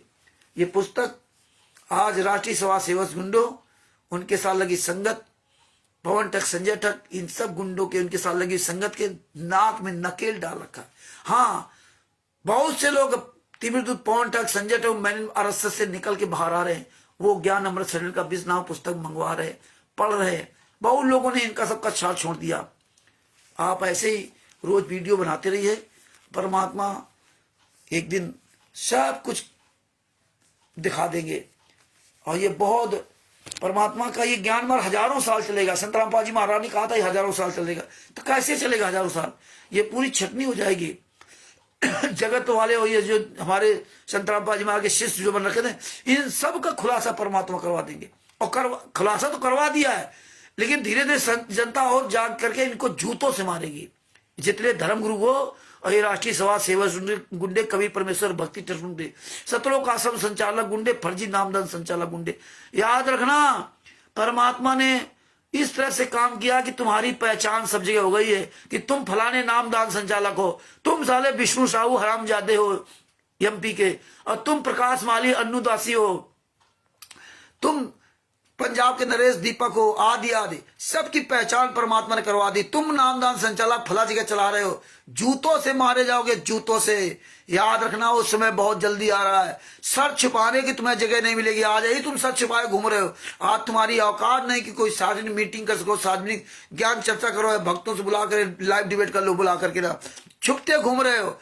यही जनता तुम्हें जूतों से मारेगी, क्योंकि जनता सब जाग रही है। ये संत रामपाल महाराज के शिष्य तबाह है, कोई बीमारी से तबाह है, कोई कैंसर से मर रहा है। सार नाम वाले कैंसर से मर रहे हैं, सार नाम वाले एक्सीडेंट से मर रहे हैं। सार नाम प्राप्त होने के बाद दिन भर वो माया माया चिल्लाते हैं। बताओ, सार नामी लूट रहा माया, रात दिन लगा हुआ माया में। तो ये सबके कर्म फूट रहे हैं। ये जनता धीरे तबाह हो रही है। तुम्हें वो मार मारेगी कि तुम याद करोगे। आज जितने साले मुखिया है सब कहाँ छुप गए। तो भगत भाइयों लगे रहो। इनको अब जनता जब पहचान गई है, पहचान रही है, तो पकड़ पा करके घर से मारेगी जूतों से, उनको घरों से घसीट करके जूतों से मारेगी। भारत में, पाकिस्तान में, America, Italy, Australia, Dubai, England में, जहां जहां फर्जीवाड़ा कर रहे हैं। तो भगत भाइयों स्पीड और बढ़ा दीजिए। ज्ञान अमृत शरण का भी पुस्तक प्रचार कीजिए और ज्ञान का जीने की राह पुस्तक, आध्यात्म पुस्तकों स्टिकर बनाओ, वीडियो डालो कि जूता चलाओ, जहां भी मिल जाए इनको जूता चलाओ। ये अभियान फिर भी तेज करना पड़ेगा। तो इसलिए भगत भाइयों दास अपने शब्दों को यही विराम देता है। और दास से कोई भी त्रुटि गलती हो गई हो तो अपने भाई बहनों से क्षमा चाहता। और जिन धर्म गुरुओं विरुद्ध गुंडों के खिलाफ बोला, उनसे किसी भी तरह की कोई दास से क्षमा नहीं चाहता, न मांगता, न कभी भविष्य में मांगेगा। तुम गुंडों का हमेशा इसी तरह खुलासा करते रहेंगे। और परमेश्वर की दया से दास अपने शब्दों को यही विराम देता है। सत साहिब बंदी छोड़ सतगुरु संत रामपाल जी महाराज की जय हो। ऋषिराज जी को सत साहिब, ओम प्रकाश जी को सत साहिब, और जितने भाई बहन जुड़े हुए हैं सभी को कानपुर से रामचंद्र दास की ओर से सत साहिब, ओम प्रकाश जी सत साहिब, राजकुमार जी को सत साहिब, सभी भाई बहनों को पुनः सत साहिब। बंदी छोड़ सतगुरु संत रामपाल जी महाराज की जय हो। इस वीडियो को अधिक से अधिक शेयर करें। दास का जो यूट्यूब चैनल है अटल सत्य प्रमाण सहित अटल सत्य, उस चैनल को आप सब्सक्राइब कर ले, उसमें भी आप ये वीडियो देख सकते हैं। सत साहिब। बंदी छोड़ सतगुरु संत रामपाल जी महाराज की जय हो। सत साहिब।